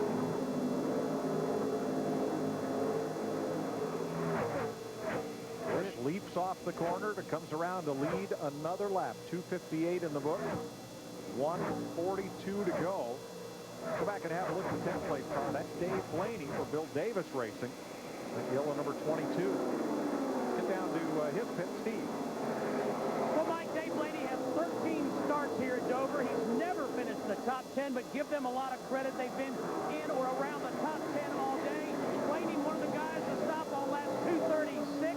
Right now, he says his car is loose, but he said it feels pretty. Well, and again, we're hearing a lot of these guys complain about their cars pushing and not turning. I know Tommy Ball and Dave Blaney, they want to make sure they'd love to have it maybe a little more secure, but they don't want to get it to where it's not turning. Yeah, but being loose here can get you in big trouble, man. Because you hear this wheel spin that we're listening to every now and then. That thing's a little bit loose. That's when they come around with you. Right behind Blaney, how about Ryan Newman, Matt? Having a stout run, Newman currently in the 11th position. Now he made a return visit to pit road. Larry, you documented very well the issues that his teammate Kurt Busch had with the dry brake area. That's why they brought Newman under caution back down, just to make sure nothing was amiss with their team. They might spoil the solid top 10 run that they're having right now, just outside in 11th. A lot easier to look at it under caution than have to wait to under green. And Larry, I've never spun out with my front wheel spinning, I can tell you. But I have spun out with my back wheel spinning. Look at this battle. Jamie McMurray, 26, trying to hold off the 1 of Truex. That's for 7th. And Jeff Burton, the 31, is part of that. That 15 car has really bottled them up right there. They have been, everybody's trying every way they can to get around him. He's running decent, just good enough to hold you up. But going back to Martin Truex Jr. in that 1 car right there, that's another one of the teams that elected to come to pit road and not only get 4 tires, but I watched them, Mike. They got very aggressive with a change under the left rear. I get the feeling that maybe they moved the track bar, Panhard bar, on the left rear, which you can't do to adjust it through the rear window. You have to physically change it under the left rear. Meanwhile, Kyle Busch leads Carl Edwards by 1.2 seconds. Greg Biffle is now teamed up with Edwards. He's right there. He's caught back up with Carl. I think maybe if they were able to fix that chassis problem that Greg was having, that may get him back in the ball game. Matt, any further word from Biffle? The only comment that he's really made, Mike, is the fact that right before the caution that we are crashing loose, but now it's settled down a little bit. And spotter Joel Evans says, by the way, just to let you know, the same problem that you have, our teammate, the 99, is having it as well. And he says, what do you mean, no battery, no alternator, or he's loose? Oh, no, he's just loose.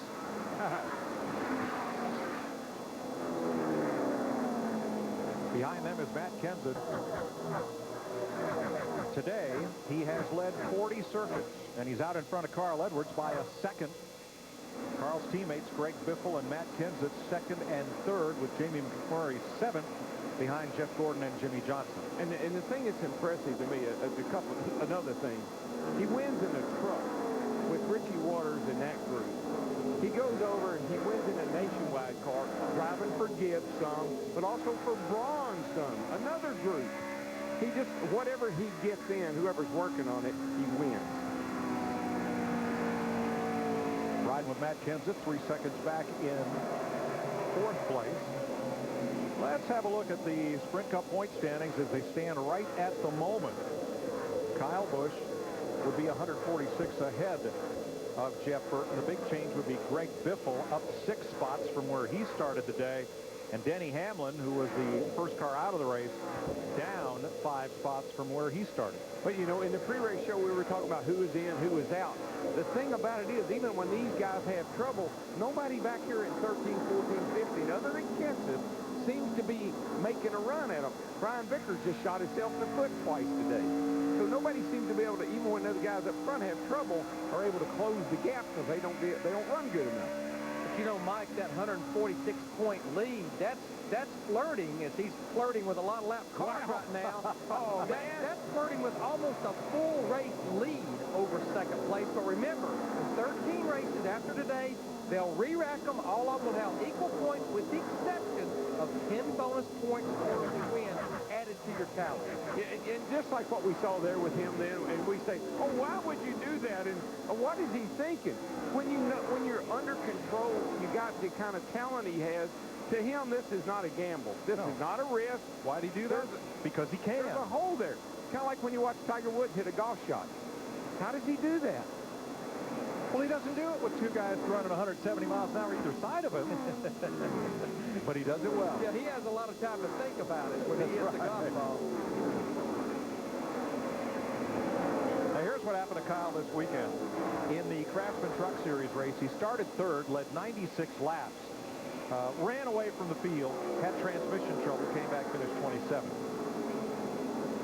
And Saturday, started 3rd, led 68 laps in the nationwide race, ran into trouble, finished 28th. Okay, well, since you don't think Tiger Woods is such a good example, how about Big Brown? Well, how about that? Okay. Yeah, Big Brown is just in a class of his own. Yes, sir. But yeah, Darrell, I mean, looking at Kyle Busch, we talk about the 3 series. Coming into this weekend, he has won 9 races in all 3 series, and before the weekend, led almost 1,500 laps between the 3 series. Now it's well over that.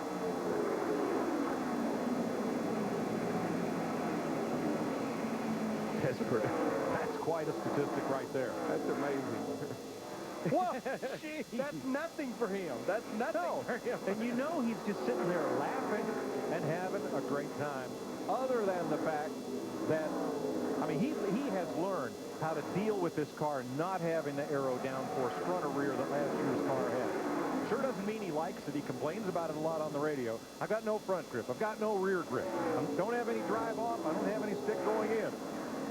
He's leading by a second. I remember we went to in '81 where we went to the small downsized cars. Right. We were it's like a replay. I hear the same things about this car we said about those cars then. Yes, and my point is, think of how he's going to be if he ever finds his comfort zone with this car. I think in our pre-race, I heard a little quick blurb of one of your comments about that car in 1980. How jumpy it was, yeah. Carl Edwards is 1 second back, trying to run down and catch Kyle Busch. Krista? Mike, Larry, Darrell, you are exactly right. Kyle is doing a fantastic job. Kyle Busch, the leader, but I've got news for him. Carl's coming. 10 laps ago, Carl just got on the radio. Remember, we talked about him being loose? He told his crew chief, Bob Osborne, 10 laps ago, the car is just now starting to get neutral. I think what makes the difference, and I don't care whether Carl is leading, Greg Biffle is leading, or Kyle, is when you catch traffic. It's so hard to get underneath the guy and make the pass. Watch how much trouble he's going to have. I mean, this 15 car has been hard for everybody to get around.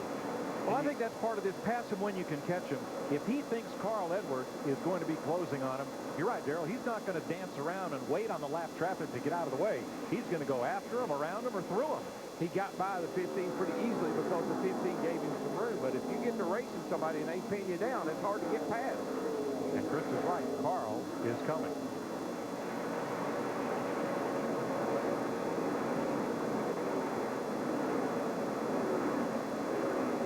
Let's go back to Jeff Gordon at 5th place and Matt. Steve Letarte in the 2014, they've been road warriors. 7 of the last 8 weeks, they've been testing. But Steve Letarte is probably someone here at Dover who wants to get home more than any other. The reason Sunday night, his 2-year-old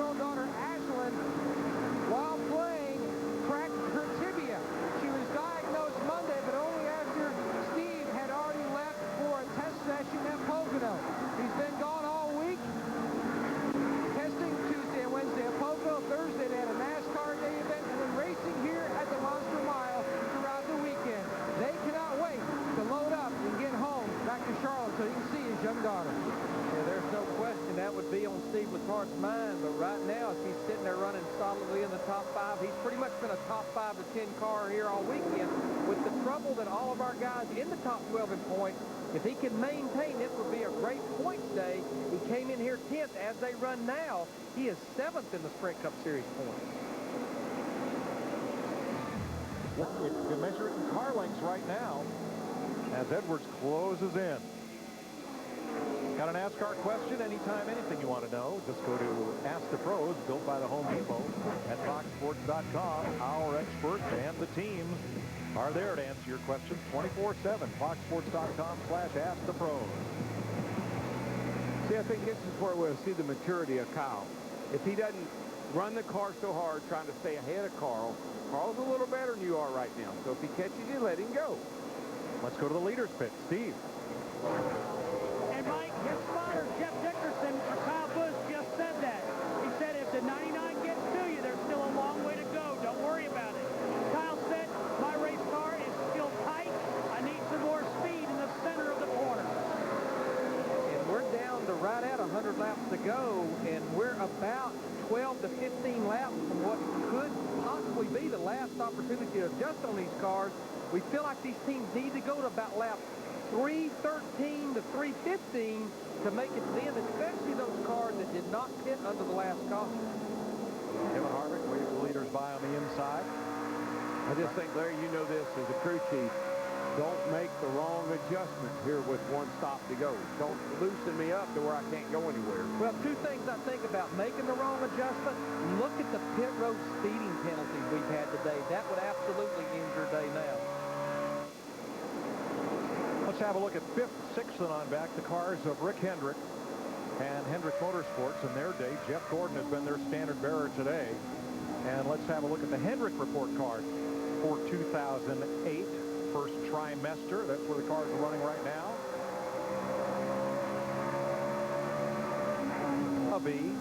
Yeah, and I think Rick would agree with that. Rick Hendrick would agree with that.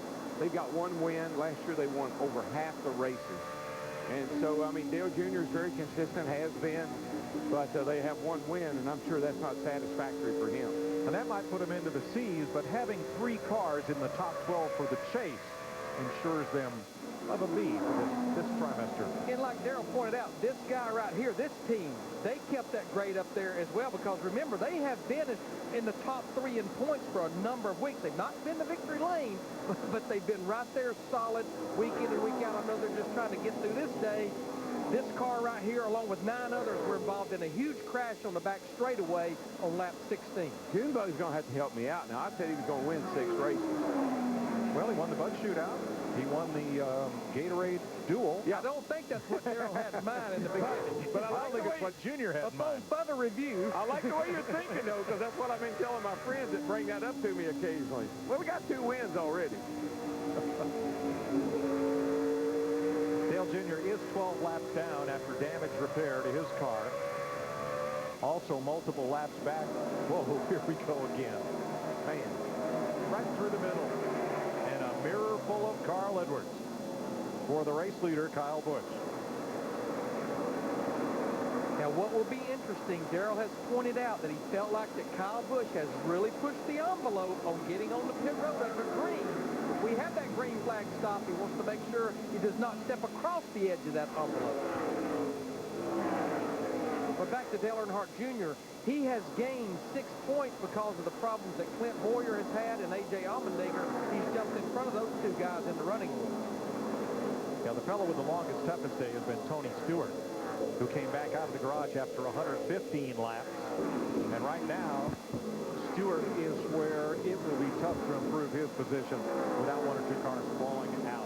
But when we looked at that accident over and over again, I don't know how they got that thing back out on the racetrack. The right front wheel was knocked off of it. And there he is out there. He's not running bad, really. 94 laps to go. There's only 3 positions he could potentially gain in this race, and those would require Riggs, Harvick, and Allmendinger going to the garage. But you know what? Larry knows this. I do too. Don't ever quit. No. You fix the car, you go back. If we can make it roll and we can go back out and run some competitive speed, stay out of trouble, that's what you do.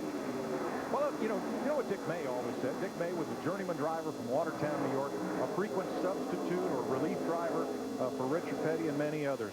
And Dick knew he didn't have a good car of his own, a car that was going to win the race. I said, have you got a chance? He says, I've always got a chance. I said, what would that be? He says, 42 guys can wreck on the first lap, and I drive right around them. Yeah. Well, that's the driver mentality. The drivers are normally the most optimistic guys in the world. I know guys that have never won a race, but all they talk about is how much first place pays. You believe how much first place pays? Good point. Coverage continues next Sunday for Pocono on TNT. They will have the next 6 races of the 2008 Sprint Cup Series, and then, beginning with the Brickyard, coverage transitions to ESPN and ABC. All the chase races will be on ABC, so we invite you to continue to follow the sport on NASCAR's TV partners. We'll be back in Daytona in the spring as usual. You know, just watching that battle there between Jamie McMurray and the 26, Martin Truex Jr., and the one at the battle for 7. McMurray has been so solid all day long in that 26 car, qualified 5th. He's really been in the top 10 for most of the day, and he is working on his best finish of 2008. He only has one top 10 finish, and that was an 8th place at Martinsville, so he's working to improve that. I think the car right behind him that won this race last year, though, I think that shows how this car has evolved in a very short period of time. That was a car that absolutely dominated this race, the one car of Truex last year. And today he's hanging in there in 8th place, but not the kind of car that he had here last year. Jeff, sorry. Yeah, I was just going to say, Jeff, you need to help me out here. You know, we got to start calculating about this fuel mileage. We had a lot of cars that didn't pit that last caution, but if they run another 5 or 6 laps, they're probably going to be able to make it to the end. Yeah, Larry, that's what I've been kind of calculating to me. You need to get down with about 80 to go to feel pretty good about going the distance. But with that being said, you know, you've talked about it, Daryl's talked about it, how tricky it is to get on pit road. So far, Kyle Busch has nailed those every green flag opportunity he's got on pit road. He's been very smooth about it and made up a lot of time. On the other hand, I think Carl Edwards has been a little bit iffy, and more importantly, his crew has not been quite as sharp on and off pit road. So I don't think Carl can afford, you know, to make a mistake. I mean, right now this is one of those critical periods as we're watching the two, you know, basically the all-time winning drivers in 2008 season, Kyle Busch and Carl Edwards. I mean, they both kind of like ruled the roost so far, but who's going to make a mistake today? Carl's trying to put a lot of pressure on Kyle. Will he do it? And as a crew chief, I would really like to force Kyle Busch on pit road first. Well, you know, Jeff, when you've been running lap after lap after lap like these guys are, driving as hard as you can go, fatigue, I'm not saying you're worn out, but your concentration level has gone down a little bit. And that being aggressive, missing that gear or jamming that thing in gear and getting a wheel hop, come on pit road, those are the things you have to think about as a driver. But as a driver right now, Daryl, I would at least say this much. Carl Edwards is probably the guy that's the best in shape. We also heard early this week that Kyle Busch has got a pretty aggressive workout schedule himself. Plus, he does a lot of races. So this young guy against another young guy, I don't think these two guys are feeling that. But we want to bet you, if I remember how you used to be, is come here, buddy. I've got your number today if you're Carl Edwards. I'm going to put kind of pressure on you to make you make a mistake. They're getting ready on pit road. One more pit stop at least in the offing here to complete the 400 lap distance. And it may come in about 5 laps or more from right now. Lap 19, the race changed in an instant. With NASCAR Sprint Cup Mobile, followed the race instantly. Here is our Sprint Mobile monster moment, and it was a big one.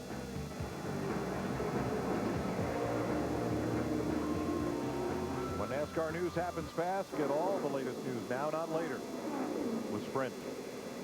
Well, here, a couple of those Ralph Fenway cars, they are hitting pit road together. Krista. On the last stop, a track bar adjustment made Carl too loose. They don't want it to happen again, so they're going to go back. You saw 1.5 rounds on that track bar. That will tighten him up. He did not want to take any grip away on this run. Matt. Frank Biffle, the dominant car early on. Biffle said this run, the car was crashing loose at the beginning of the run. It was just tough to hold on to. Then it started to come in. They're going to make a track bar adjustment. Solid stop so far. He said this is so tough to hang on early to see.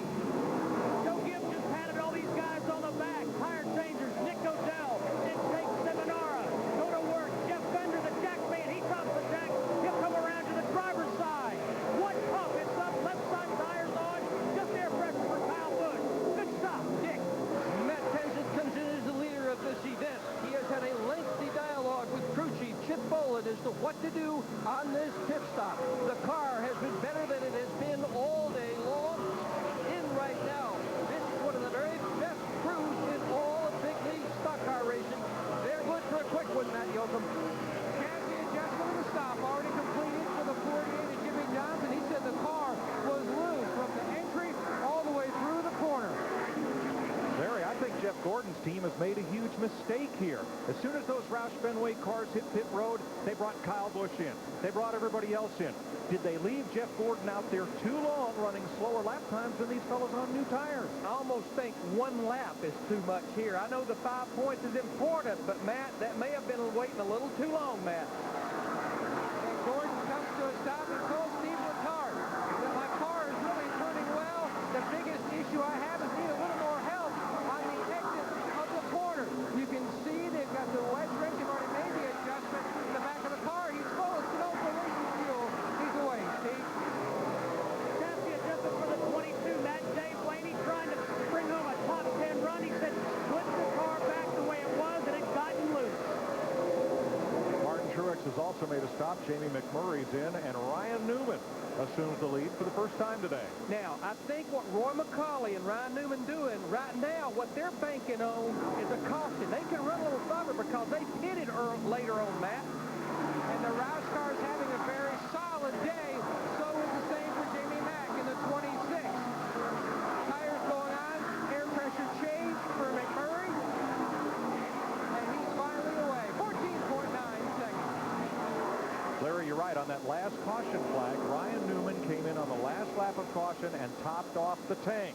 The Penske cars have not been getting as good a gas mileage as some of the other teams, so that was a good predictive move, and now it allows him to stay out a little longer. As long as he's out there, we only have 8 cars on the lead lap right now. That's exactly what Roy McCauley is banking on, a caution, and then he would be in good shape. May not be a race-winning move, but it would be a good move to get a top 10.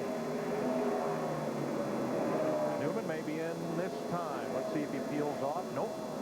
At least one more lap. You know, we've been talking about over and over again about Kyle Busch getting on pit road and how much time he made up, Larry. He's now coming into off of turn 4, and the 99 car is coming off of turn 4 now. He's at the line now. They were together when they pitted. There goes the 99 now. He's got a 3-second lead. A little over 3 seconds. Yeah, and he did that all getting on pit road and a great pit stop. See Travis Kvapil in the 28 car. Darrell, you and I were watching him of the cars that almost missed pit road coming in. Travis Kvapil, he just barely got in before that commitment comes.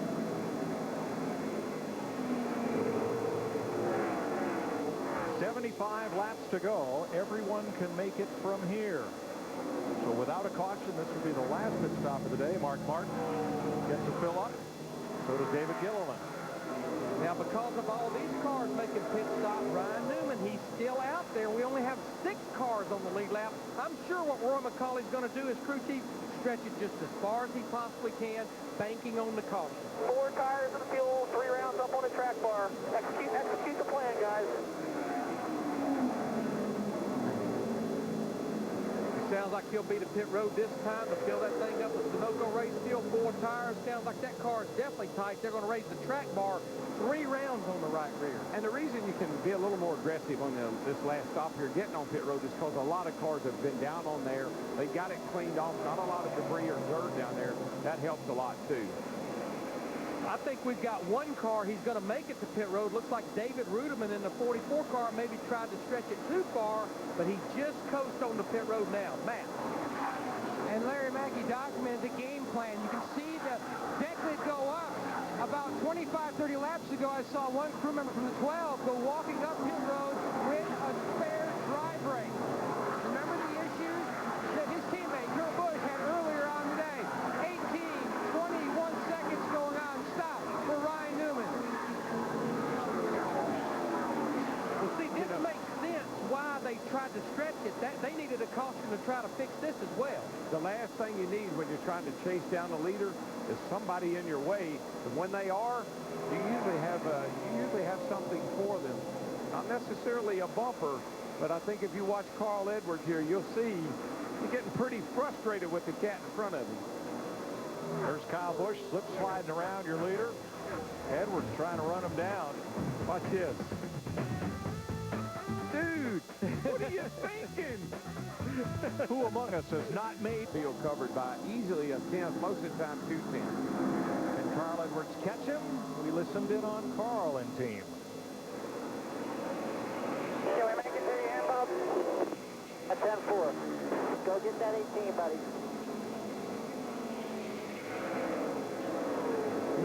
Notice no response. Yeah, right.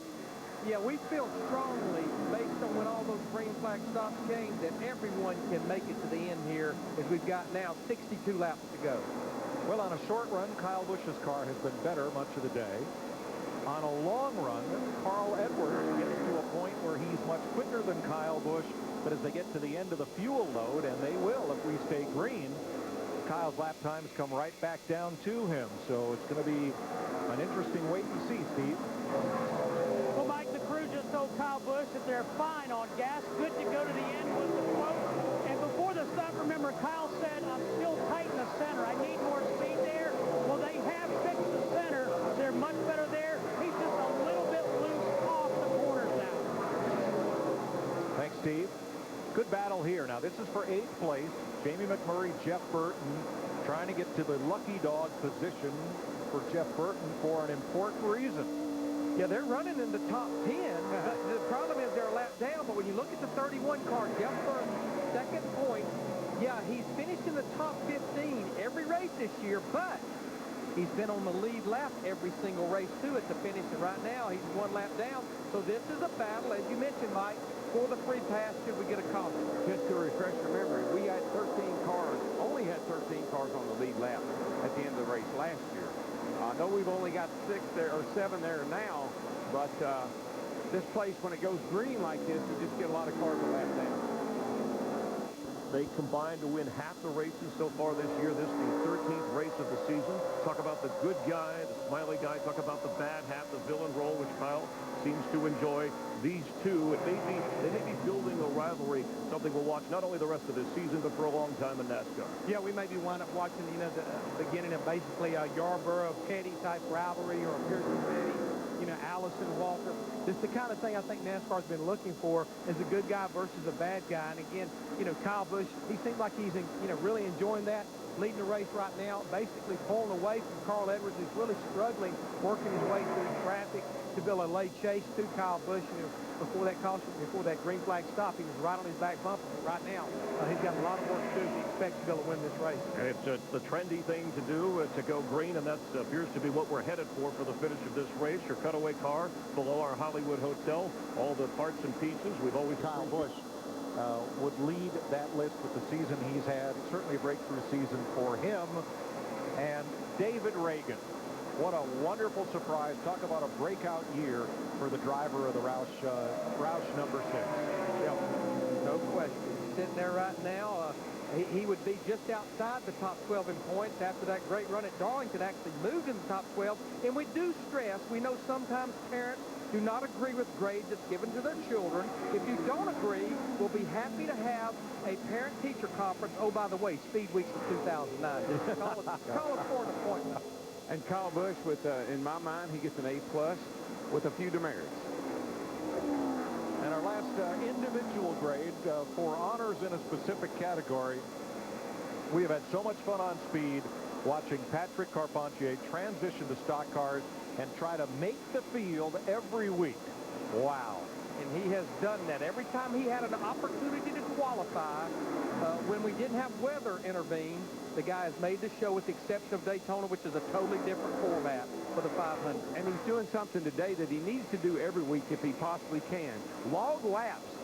Learn these racetracks. We know he's good enough to get it in the race. Now learn how to race these racetracks. And oftentimes, Carpentier has qualified not on his first lap on a track where the first lap is good, but he's gridded it up and done it on the second lap, which makes his accomplishment all that much more exciting. And that could be pretty smart on his part. You know, get that first one in, get comfortable, and then mat it on the second one. He's been doing a good job of that. Kyle Busch now 6.5. Edwards has knocked 1 second out of Kyle Busch's lead because Kyle Busch has had a devil of a time getting past Jimmy Johnson. Yeah. And even when he got past him, I almost think he probably regretted it to some degree. Kyle gets a run under him right here. He gets alongside Jimmy, and he's able to make the pass. And Jimmy says, hey, Kyle, remember me? We used to work together.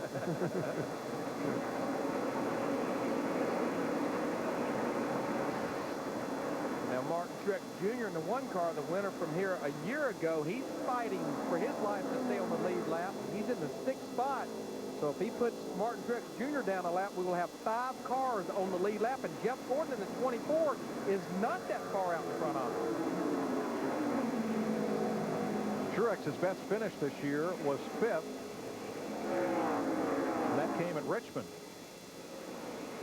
This has been a good battle. It really has. I've been watching these guys. They've been going at it hard, man. Blaney just got past Jamie McMurray for 9th place. Now, Vickers in the 83 car is actually 2 laps down, a lot due to that pit road speeding penalty under green. Yeah, he's going to really hate what happened to him today because his car has been obviously as good as these guys. He could have really had a good top 10 today. But to have that happen under green and still be in the top 15, that's still not a bad day. And to have it happen twice. 2 pit road, yeah, that's right, twice. Good news, one of those tracks that was under caution, but held him the longest line under that one.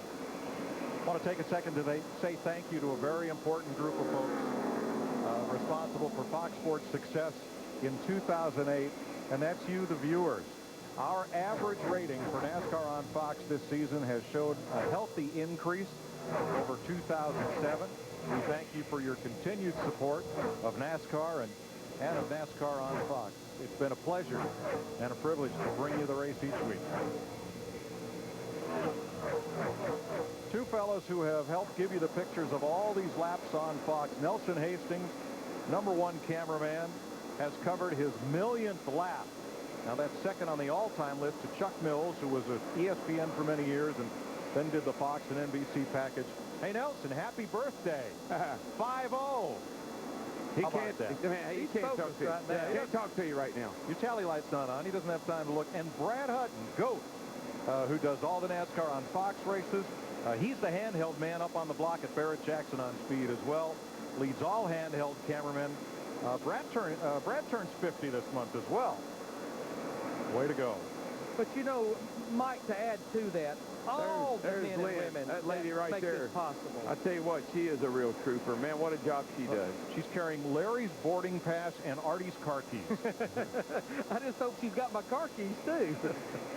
But yeah, you hear the 9 announcers every week, but the reason we feel like we have had a great season is because of the 125 to 150 men and women. A lot of them, they don't even go home from one race to the other. They weathered the wind in Las Vegas, the rain in Fontana, the snow in Atlanta. That's the reason NASCAR on Fox works, because they give us the great pictures to talk about. They've all been going around the TV compound this morning, getting their yearbook signed. And our thanks to all of them, especially these fellows who have been out in the wind and the rain and the snow. Okay, sometimes, occasionally undercover, but not very often. Like I said last night, Mike, takes an entire team. And boy, do we have a great team. Look at our man there, huh? Drano. Chevy, all these fellas, great job. Yep. And thank you for great pictures for us to talk about. There's Pony. All these camera guys, they all got nicknames. Kind of cool nicknames, too.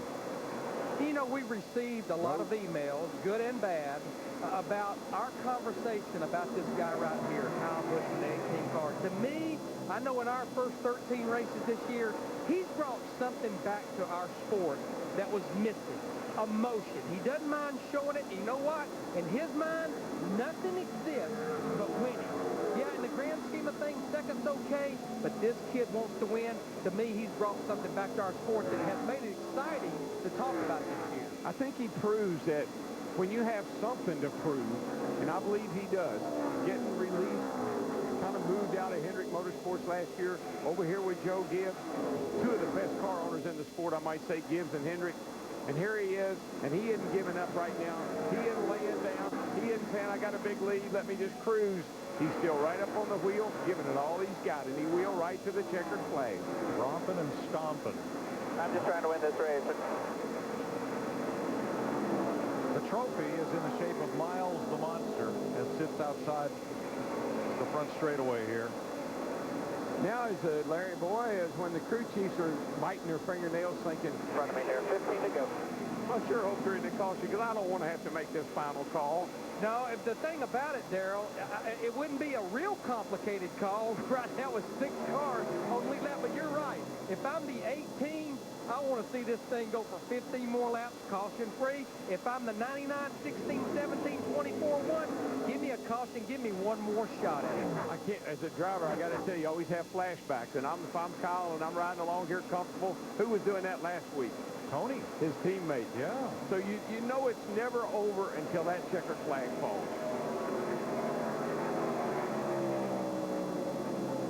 14 laps from the checkered flag. The rain will hold away. It's scheduled here for later this evening. We've had sun, shade, peekaboo with the clouds, all kinds of different weather. But we've only had 3 drivers dominate this race. Greg Biffle, Carl Edwards, Kyle Busch.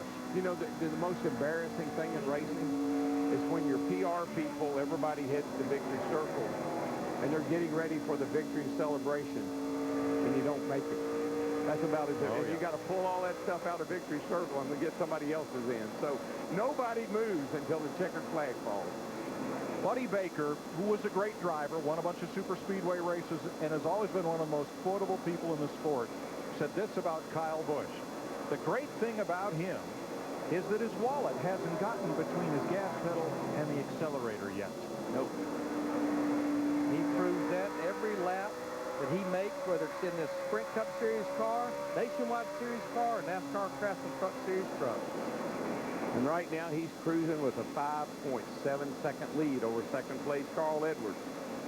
And Carl has stretched it out 5 seconds over Greg Biffle, and so on and so on. And in the last 10 laps, only 2 of Carl's laps have been quicker than Kyle, and only by hundredths of a second. Well, Kyle is coming into some heavy traffic, but he should have plenty of gap here to work through there without taking any chances. So a bittersweet day. 10 over here. 10 to go. Bittersweet day for Joe Gibbs Racing. Denny Hamlin, first car out. Tony Stewart will finish 41st, both involved in the lap 19 crash, but Kyle Busch out front going away. I'm sure he doesn't want to hear it, but if I were his spotter, I'd be saying, dude, we got a 5-second lead. You know, let's be cautious here. But I haven't heard that. Maybe they're telling him. Pick and choose your battles here, as we're going to have 9 laps to go when you get back around here. We just saw Juan Pablo Montoya a second ago in that 42 car. Not the run they were looking for, but they should be very proud of that. Right now, he's sitting there in the 12th spot after starting back in the 35th position.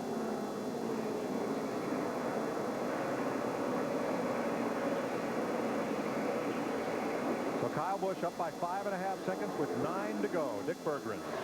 Well, Mike, you and I have been around this course for a very long time, and I have never, and I know you haven't either, seen anything like Kyle Busch. This young kid, doesn't matter what he drives, doesn't matter who he drives it for. He's winning poles, leading laps, winning races. People are going to talk about this year and Kyle Busch for decades to come. And what a difference a year makes, Dick. Last year with Hendrick Motorsports, Kyle was, well, you could call him arrogant or spoiled or any of a whole lot of things. And this year, the transition to Joe Gibbs Racing has been great for Joe Gibbs and great for 7 Kyle. to go, 8 down here. And you know, I think 13 races ago, there were several big questions, mainly surrounding Dale Earnhardt Jr. moving to Hendrick Motorsports. But I think the 2 big questions, why would Joe Gibbs leave General Motors after winning all those races and all those championships? And why would he take a driver that Rick Hendrick had pretty much said, you're not going to be with my organization? You know what? I don't think they are no longer questions. I think we have those answers. I think Joe Gibbs is a coach, and coaches usually got a pretty good eye for talent. And he figures, I'm a coach, If he's got the talent, I can coach him into being successful. 5 to go. And too, Steve, maybe it was just the right time for Kyle Busch to mature as a driver and as a person. Like I said, he's And Mike, motivated. his dad, Tom, said that to us earlier this year in Phoenix, Arizona. Daryl, to answer your question about the spotter, they're just telling him how many laps to go and giving him intervals. Kyle's not saying a word inside that race car. We've got 5 laps to go. It'll be 4 when he gets back to the stripe. There's still quite a bit of traffic up in front of him. One of those cars being Martin Truex Jr. that's trying to stay the last car on the lead lap running in 6th right now. Now, there's a lot of guys that are going to go home and say, how'd you do? So, well, I finished the lap down, but I was 6th. Right. Big stack up there. Carl Edwards catching Jimmy Johnson. And that is the distance you saw from Edwards to the leader. 5.8 seconds. 3 to go. And then it's about that much distance back to Greg Biffle in the 16 car, who's in 3rd, and then about that much distance again back to his teammate Matt Kenseth, who was in the 4th spot. There you go. Seriously, we're Right just chilling here. now. We're just chilling. Right here is where I would ride to the finish. Yeah. There's too much traffic in front of him to try to press by any of these guys. You're not going anywhere. You get by the 6, then you got to get by the 1. 2, buddy. Right at home, right 2 here. to go. Riding that rocking chair. Yeah. And it looks like he's going to do just that. Room to stop if something happens. That a boy. Yep. Give me some room. Get in that rocking chair. He had a chance to power by and get up and under David Reagan and chose not to. Now Reagan looks like he's going to give him plenty of room. And it'll be the white flag. See him. Up top. I still feel like he's pushing the envelope too hard, running side by side with that car. It doesn't mean a thing to me, and I'm biting my fingernails off. I know that. Go in there. There you go. There you go. Last 4 races for Kyle Busch. Victory lane at Talladega. 2nd at Richmond. Win at Darlington. 3rd at Lowe's Motor Speedway. What a season. Here he comes. Kyle Busch and Joe Gibbs Racing tame the Monster Mile. And there he goes. Awesome job. Carl Edwards finishes 2nd. Greg Biffle 3rd. And it'll be Matt Kenseth 4th. All for Roush Fenway Racing. And Jeff Gordon on the lead lap in 5th. Finally, last year's winner, Martin Truex, last car on the lead lap. Nobody does it better, I can tell you that. He has a lot of practice and does it.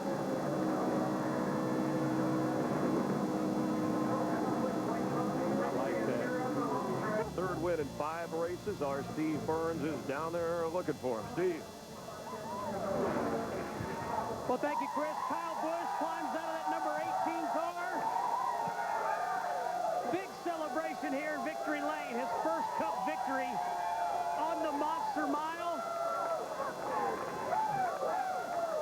Kyle, I heard you say earlier in the race that you weren't as good as the Roush cars. How did you guys get the car better? How did you get past them?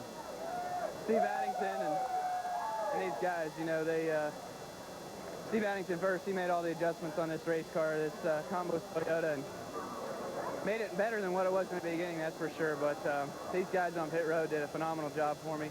Great job on the pit stop all day. Had a smooth, great day on pit road. And just want to thank my fans, thank the fans out there, everybody that watches NASCAR racing and puts up with all of us, and me especially. But, you know, we're just proud to be here. And we definitely didn't have the car to beat today. We had a 3rd place car, but we made the most of our effort there. And I believe on the long run, we were as equal as they were. We just had to get out front to beat them.